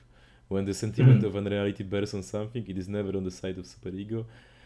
This is not something which I think follows. Maybe I don't see it, but this does not follow. This is just something he throws in, and it's very confusing to me because, like, does he mean that like the objective chain of knowledge is what grounds the sense of reality? Maybe I don't know. Well, like, Um, the objective chain of knowledge is what grounds. I don't not Yes, objective, but you yes, know, yes, just and no. Yes and no. If you recall, I think last time we spoke, last time we were in a call together, we talked about objective versus subjective certainty. oh yeah. Mm-hmm. That in which objective certainty is like simply the neutral state of things, the field itself, and subjective is like I don't know, events which disturb this field. Am I correct? Is was that Yeah. So yeah? what you are getting at is Yes. that like the big other is ideal ego, and so it is super ego, and so it is the chain of knowledge, or no? Um, the big other. I think that there's yes, but let's not forget that there is this radical gesture of self-exteriorization, which relies on I think as you said a few minutes ago, relies on or which is perfectly demonstrated actually by his anecdote of his friend in the military. It's this purely arbitrary command to enjoy, which I think sort of sutures the you know the questionable origin, I suppose, Mm-hmm. of the objective certainty itself, of reality itself, of what we simply take to be reality. And so when I suppose like someone eats the cannibal in public, and that's the form of governance. If I were to kind of like extend that to a criticism today of politicians or the political disposition which openly like pardon me I don't know. There's a lot of like politics today which kind of adopts like decolonial phrasing or like woke phrasing, where they'll say, "Oh, all these politicians are just hypocrites," and then the result of that is that they or their reaction to that is to openly identify with the breaking of the law, of even unwritten laws, of openly flouting them, or you know what, not of openly breaking unwritten laws while maintaining within the form of law itself, right? As I suppose you could say Donald Trump does, or even more poignantly, we could say Putin does with his entire like he uses a lot of decolonial language when he talks about Ukraine. Mm-hmm. Um, he uses phrases like liberation and things like that. Um, and I think this what Zizek's his like one of his largest I don't know ideological targets today is this specific like unholy alliance, let's say, because this sort of I'm trying to connect this back to what you said with reality. Mm-hmm. It basically like breaks the reality principle. It's not just that it's hypocritical, but it's that it's a response to hypocrisy, which openly takes the side of transgression Mm-hmm. of the constitutive transgression, but it's a transgression which must be sort of like formally forgotten in order for things to continue. Mm-hmm. Okay. And if could you try connecting this actually to the loss of reality? Because I don't think I did a good enough job. No, I think you actually did a perfect job because when you were speaking, I understood. You connected it perfectly. But like, in example, you can even take some particular like anarchists. They reject the politics of like how do you say it, like the normal mode of politics, and they say that this is all bullshit and like we have to do it differently, and maybe not anarchists but yeah, people break the law. They act they act in the same way that the soldier did, yeah, like in the sense that they act psychotically because they lose, because they go outside, they act as if they can go outside the reality, the symbolic reality in which they are, in which their statements can be like articulated, and that's Mm. impossible, but like yeah. I suppose I think okay, and if we let's say like so many the reason that totalitarian governments sort of eat themselves away, like they eat themselves. I really think that's the case, especially in like when you consider the Nazi war effort and the way they like misallocated resources in these very odd ways. Or if we're thinking about the possible death of capitalism today, the way, especially in the United States, so many large amounts of money are just like not even like tyrannically used. It's not even that there's exploitation, but it's rather a crisis of investing these exploited resources in a productive manner in the first place, right? Would you agree? Mm-hmm. Sure. Um, and so I think that his point with the, I'm pretty much just repeating what he's saying at this point without any critical thought. Um, but I don't care. I don't have anything better to add. Is that by appealing to a chain of knowledge, how does that connect to enjoyment? Well, it's a way of you know what? I don't know. That's an open question. Anyways, I'll Sure, continue. let's go. Lacan's fundamental thesis is that wait, pardon me. Is that correct? Is that where we Yeah, were yeah, at? that was yeah. Lacan's fundamental thesis that didn't inspire confidence, but okay, is that superego in its most fundamental dimension is an injunction to enjoyment. The various forms of superego commands are nothing but variations on the same motif, enjoy. Therein consists the opposition between law and superego. Law is the agency of prohibition which regulates the distribution of enjoyment on the basis of a common shared castration, whereas superego marks a point at which permitted enjoyment, freedom to enjoy, is reversed into obligation to enjoy, which one must add is the most effective way to block access to enjoyment. One finds in Franz Kafka's work a perfect staging of bureaucracy under the aspect of an obscene, mischievous law which inflicts enjoyment. The court makes no claims upon you. It receives you when you come and it relinquishes you when you go. How can one not recognize in these lines, with which the interview between Joseph K. and the priest ends in chapter 9 of the trial, the mischievous neutrality of the superego. Kafka's two great novels, The Trial and The Castle, start with the call of a superior bureaucratic instance to the subject. Aren't we dealing here with a law which appears to be giving the other enjoy, to be giving the order enjoy, to which the subject can only reply, I hear, the enjoyment being no more than an innuendo? Is not the perplexity of the subject confronting this instance precisely due to the fact that he misunderstands the imperative of enjoyment which resounds here and perspires through all the pores of its neutral surface? When Joseph K. in the empty interrogation chamber opened the first of the books the judges had read when the court was in session, he found an indecent picture. A man and a woman were sitting naked on his sofa. The obscene intention of the draftsman was evident enough. Kay did not look at any of the other pages, but merely glanced at the title page of the second book. It was a novel entitled How Grete Was Plagued by Her Husband Hans.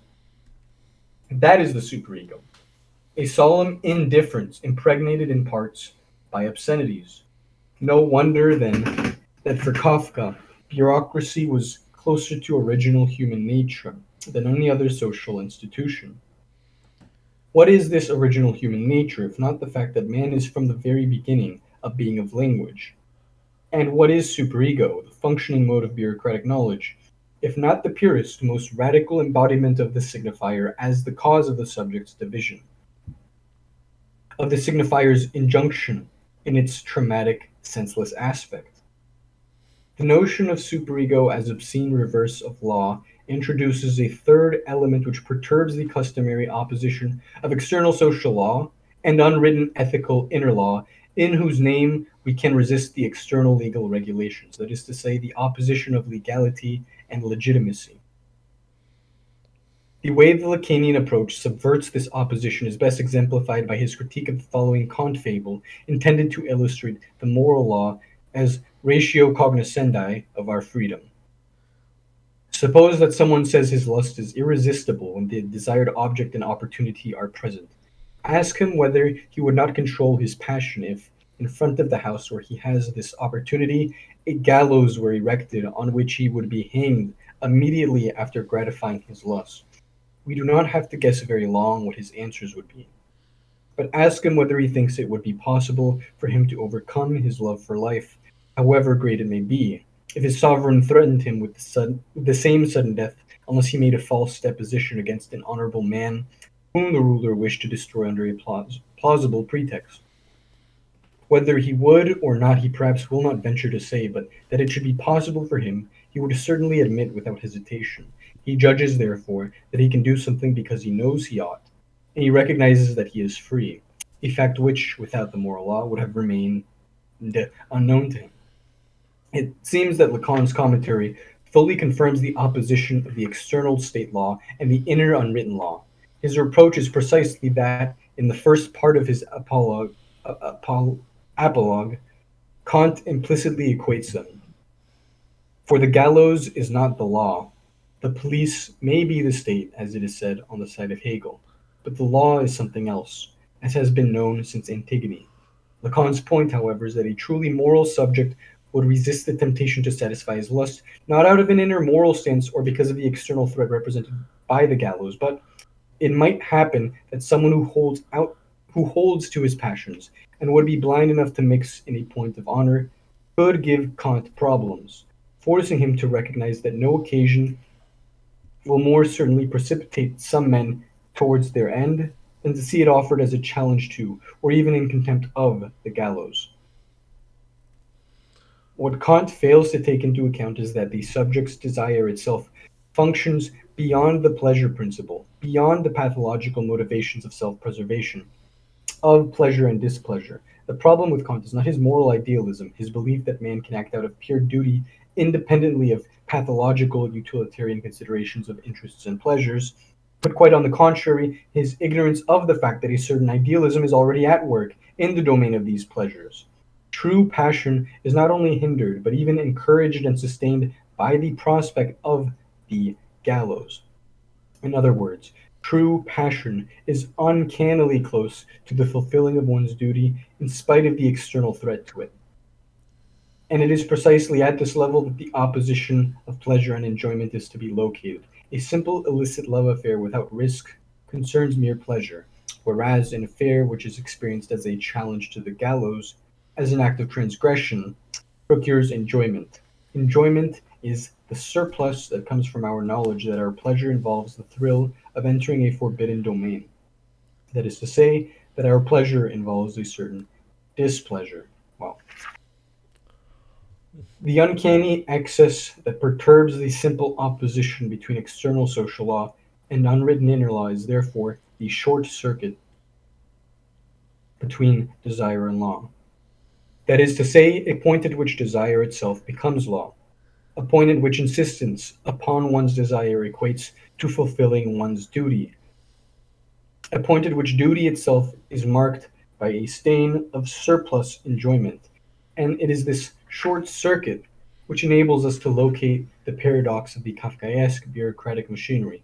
Far from being reducible to the external social law, the gallows, it epitomizes the perverse reverse of the inner unwritten law itself. So I think this was the point I was trying to make earlier with regard to the depositor, which I'll just repeat very quickly, Sure. which is that the very form of mastery introduced by the law itself, I suppose, yields a new way of a new sort of a new discursive dimension, which is introduced through the loss of enjoyment, or through navigating the loss of posed by castration. Oh, that's a bit vague. Yeah, but I don't know. It's cool. This was a lot. Like those paragraphs. I this thing about the law and about the gallows. It's interesting because it seems it could go both ways. So, for example, I follow my desire and I uncannily seem to follow a duty, but what would be the other one? That duty itself can get hooked On desire, desire. and like, and then, but it's weird. So then I kind of, what would that mean? 'Cause I'd like to relate this back to that one of Plato's what was it, discourses or whatever. Um, I think the one where it's some guy is suing his dad for like beating a slave or killing a slave or something. normal day in Greece, ancient Greece. Yeah. Maybe modern. I don't know. Anyways, so yeah, they're talking about how again, let's consider archery. It's a skill, an external skill that requires, I don't know, it is a human activity that can be mastered, let's say, in the sense that you can, I don't know, learn how to blind oneself sufficiently in order to, like, it's not even a matter of like intelligence. It becomes instinctive almost, right? But the way that like the very way that like one considers how to use archery, for instance, once one masters it, there's a new discursive like way of failing, right? There's a new like, oh, because failure with a bow and arrow for a non-skilled participant in an archery competition, for instance, could be said to be a matter of pathology, right? Mm-hmm. But there's a new dimension of failure introduced by mastery, wouldn't you say? Like a particularly skilled archer could fail in ways that a pathologically like awful untrained one not introduced to the social order of archery, I suppose you could say, would not be able to reproduce, right? Mm-hmm. And how does this relate to duty and desire? because like my problem with this because desire seems to be duty. Let's say so duty has to do with like the ability, I don't know, to process like a law, the same way that an archer processes the mechanics instinctively of shooting a bow and arrow. And you could say that like the ability to flub shooting an arrow in a reproducible way, we can kind of connect that to symbolic law. There are ways in which there are very particular ways, unwritten laws, in which you are supposed to, for instance, break the law, or there are times in which you are supposed to deny yourself enjoyment, to fail, let's say, in a method that is reproducible within the symbolic law itself. Does that make sense? Yeah, that makes sense. So there's a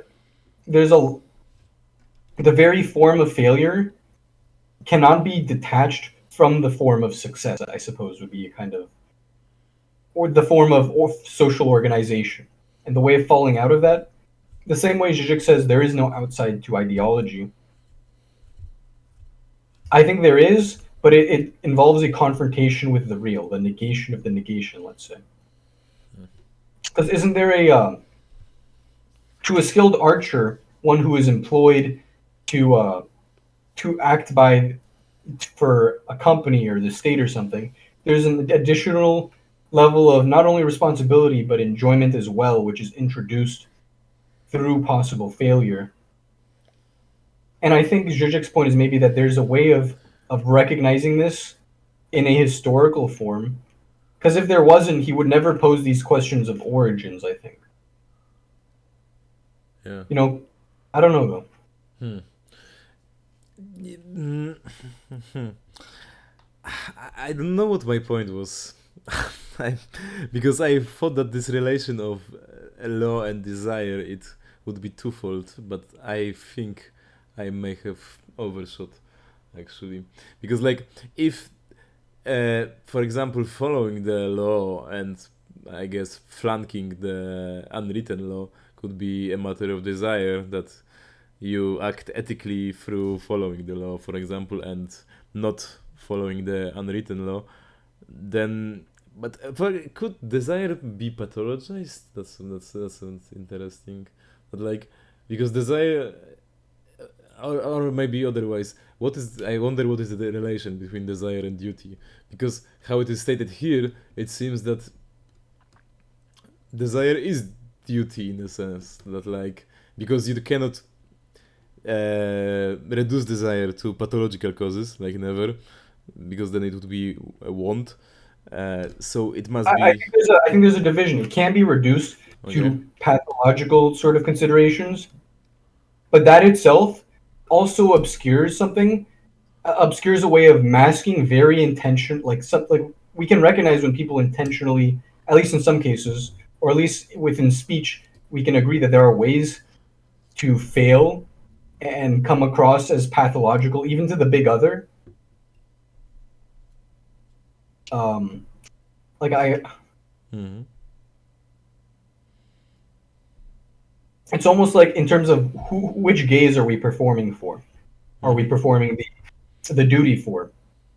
I suppose that's the question, and the connection to pleasure, I suppose, would be that sometimes this gaze expects us, like again, duty or law condescends to jouissance. I think um, there are times where we are expected like to break the law or to or where we are solicited to break the law, but we have to refuse, or where we are solicited to follow the law and we break it in a way that is recognized by others within the law itself somehow. Mm-hmm. And that is there's a discursive space within the law, paradoxically, which over determines the way you break the law.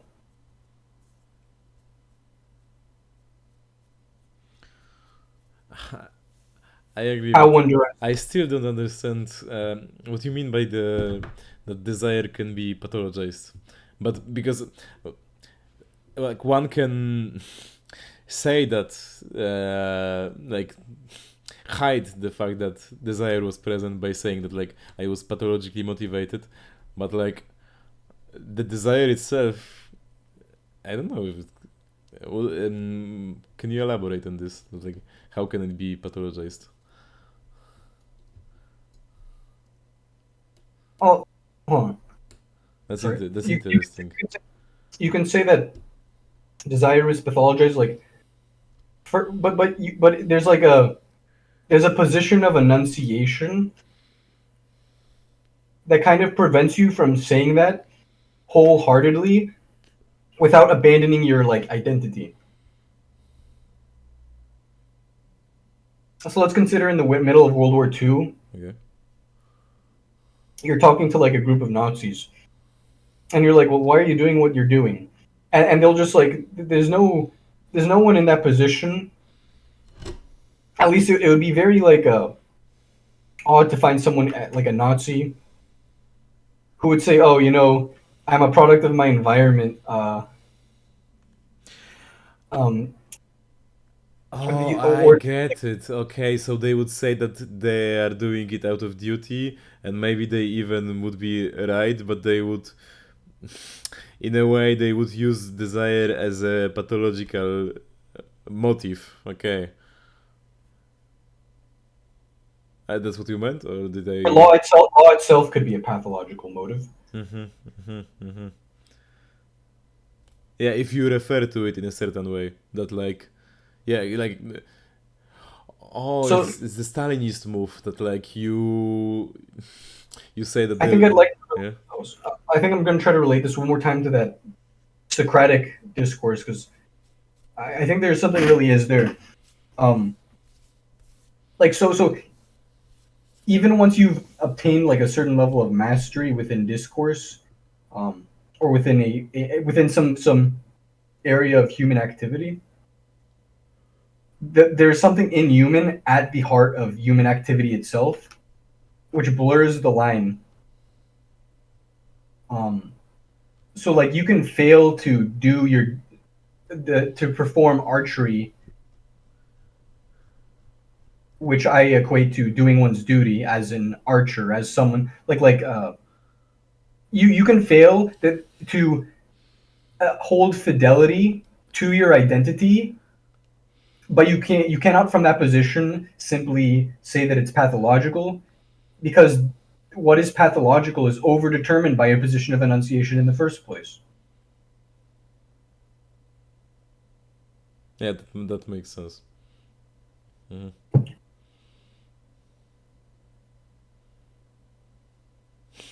If the Kafkaesque bureaucracy were not embodied in an extimate perverse agency, a foreign body upon which the subject changes in his very heart, a kind of inner parasite which prevents the subject from achieving identity with itself, then it would be possible for the subject to assume a simple external distance towards it. Bureaucracy would not be something closer to original human nature. That is to say, what does the subject discover in himself after he renounces his pathological interests for the sake of the autonomous moral law? I don't like yeah, actually yeah. Like an archer, being good at archery doesn't absolve you of responsibility for your what you do as an archer, even if it was your duty, because you always have there is some sort of like failure at doing one's at maintaining one's identity is at the heart of identity itself. Anyways, that is to say, what I've already lost myself. That is Yeah. to say, what does the subject discover in himself? I just read this, but whatever. After he renounces his pathological interests for the sake of the autonomous moral law, an unconditional injunction which exerts ferocious pressure upon him, disregarding his well being. Psychoanalysis is here as far as possible from the standard utilitarian image of man, according to which human psyche thoroughly dominated by the pleasure principle and as such susceptible to control and direction. In this case, the social good would be easy to realize, since egotism can by definition be manipulated and canalized in a socially desirable way. What works against the social good is not egotistical pleasure seeking, but the super egotistical reverse of the moral law. The pressure of the unwritten law within myself, its obscene call to enjoyment that Freud baptized by the unfortunate name primary masochism.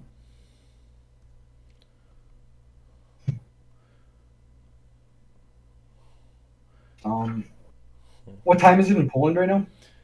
Uh, 10 p.m.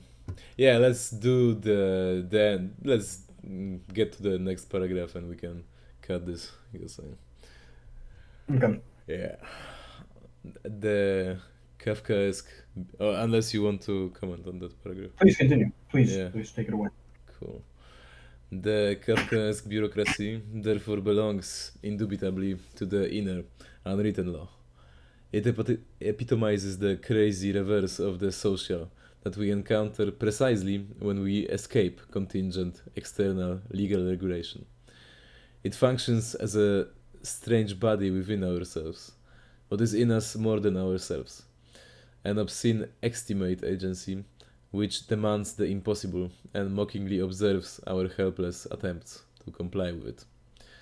And the external law, which regulates social exchange, is perhaps here precisely in order to deliver us from the unbearable deadlock of the inner law, run amok, and to bring about a kind of pacification. Perhaps totalitarianism is not so much the retreat of the inner unwritten law under the pressure of the external social law, the standard explanation according to which in totalitarianism, I love how he always puts it in the reverse quotes, the individual forfeits his moral autonomy and follows the law of the group, but rather a short circuit entailing the loss of the distance between the two. Perhaps the usual opposition of the corrupted social law and the reliable inner moral sense is to be reversed. The pacifying intervention of the external social law enables us to elude the self-torture provoked by the obscene, super-egotistical law of conscience. The external law regulates pleasures in order to deliver us from the super-egotistical imposition of enjoyment which threatens to overflow our daily life. Carpe diem, enjoy the day, consume the surplus enjoyment procured by your daily sacrificing. There is the condensed formula of totalitarianism. McGowan has a really nice argument that like the fact that we don't treat the law seriously on the subjective level, like individual level, we all kind of act like our law is there, we have to follow it, but we do it in a utilitarian way. That this is the reason for why, one of the reasons for why we have such we suffer so much from the superego, precisely because the law is like not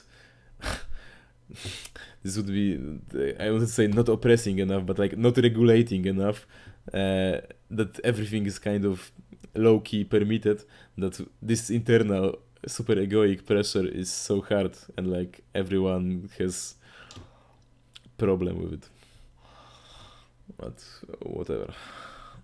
And that's because there's no master signifier. Yeah, I guess this would be a nice connection because McGowan does not he explains this, but he did not make this connection, and I always struggle with it. But like maybe the master signifier, like the law in its form, like it is a master signifier because it's senseless law, saves you from the S2 of your super egoic like psychic instance, that like it kind of lets you off the hook, because if you follow the master signifier, then you don't get you kind of escape the super ego pressure.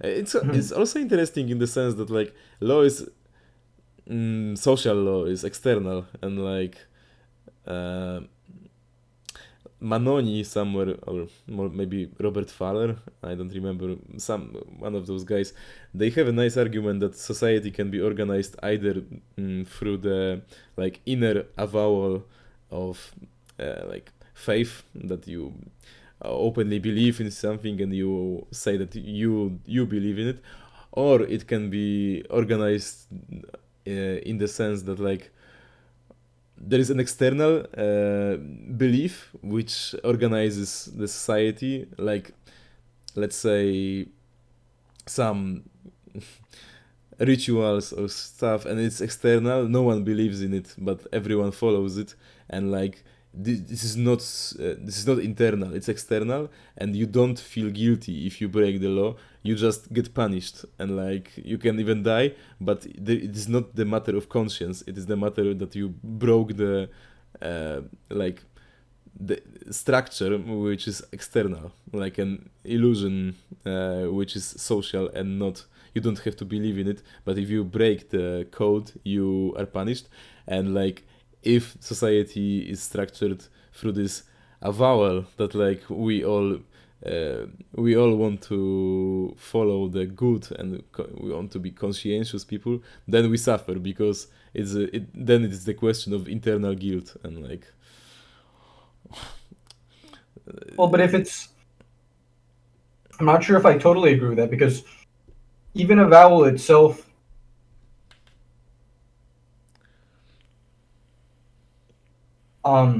it still requires a form of disavowal, I think. But but there are ways in which disavowal, if we're considering like the Mennonite essay, for instance, in the case of the Hopi tribe and the Katsinas Mass, do you recall the essay I'm talking about? I didn't read it, but I know the content. There was a disavowal of the external, which was necessary in order to maintain the internal belief, which was protected then against what you could say scientific knowledge, and that mimics, I suppose, the Cartesian ontological proof of God. And I think that still works on the basis of internal guilt, as you say. But when things work on this like interpassive, I suppose, and this goes back to, or this goes to Robert Fowler now. At this, in this sense, I think shame as opposed to guilt is what is primarily, I don't know, motivating people. So perhaps there's no like, and this is more of a totalitarian discourse, I suppose. You know, Fowler is very interesting with this because he talks of contempt, that like when people follow these like ritualistic behaviors which are stupid and everyone knows they are stupid, they feel contempt, but he actually interprets this as a source of pleasure, that like not pleasure in the Freudian sense, but like not suffering, that like because people know better but they partake in a contemptuous ritual, they And this has don't to do. they don't follow the how to say, there is no ideal ego at play, and so there is no super ego because they don't subjectivize this, and they just do it like interpassively, exactly, and like there is no, because they do something which they know is, they wouldn't do it if ideal ego were at play, because it's contemptuous and people don't, and they wouldn't enjoy it, and like people play and enjoy, so like this argument is very interesting. There is a fresh book on this, so like I would recommend it. It's very cool. By Fowler. Yeah, Fowler. It's called something like it's called pleasure principle in culture. But it's confusing because he does not mean the Freudian pleasure principle. He just means a principle which generates pleasure. It's a stupid typo, honestly. But like, it's cool. Okay, let's end this because this was the. I mean, I will read to the end. We all know the worn-out phrase about free rational argumentation. It is completely powerless. There is no external force sustaining it. And yet, precisely as such, it is binding to such a degree that nobody can really escape it. When we are aware of the simple fact that somebody is right, all our rage against him is in a way helpless. He has a hold upon us stronger than any external compulsion. Free rational argumentation exerts no overt pressure upon us. We are free to use it or to shirk it. But the moment we accept it, our freedom has gone. In this precise sense, a convincing rational argumentation makes no claims upon you. It receives you when you come, and it relinquishes you when you go. Do not these words, quoted above, by means of which the priest from the trial defines the mode of functioning of the Kafkaesque court, that is, of the purest embodiment of bureaucracy in its super egotistical, irrational dimension of the unfathomable, traumatic, perverse law, also offer the best possible definition of the mode of functioning of the free, non compulsive, rational argumentation? This is the way superego is at work in the very heart of the autonomous free subject. The external social law is sustained by compulsion, whereas the superego shares with freedom its non intrusive character. In itself, it is completely powerless. It is activated only insofar as the subject addresses it. Havel's pathetic motto, the power of the powerless, suits perfectly the superego in its most obscene dimension. In it, the subject stricto sensu gets only what he wanted. This is amazing. Like this, like this connection between free rational argumentation and superego. It's like I'm my still having trouble connecting it to the subject of the signifier, or at least and the establishment of the symbolic law through that self-exteriorization, through that gesture of self-alienation. But we went over so much that I think at one I point or another we must you, have you know I think changed. if we do the second part, I think it will be clearer because Mhm. he talks about this precisely about those things we just mentioned, like belief and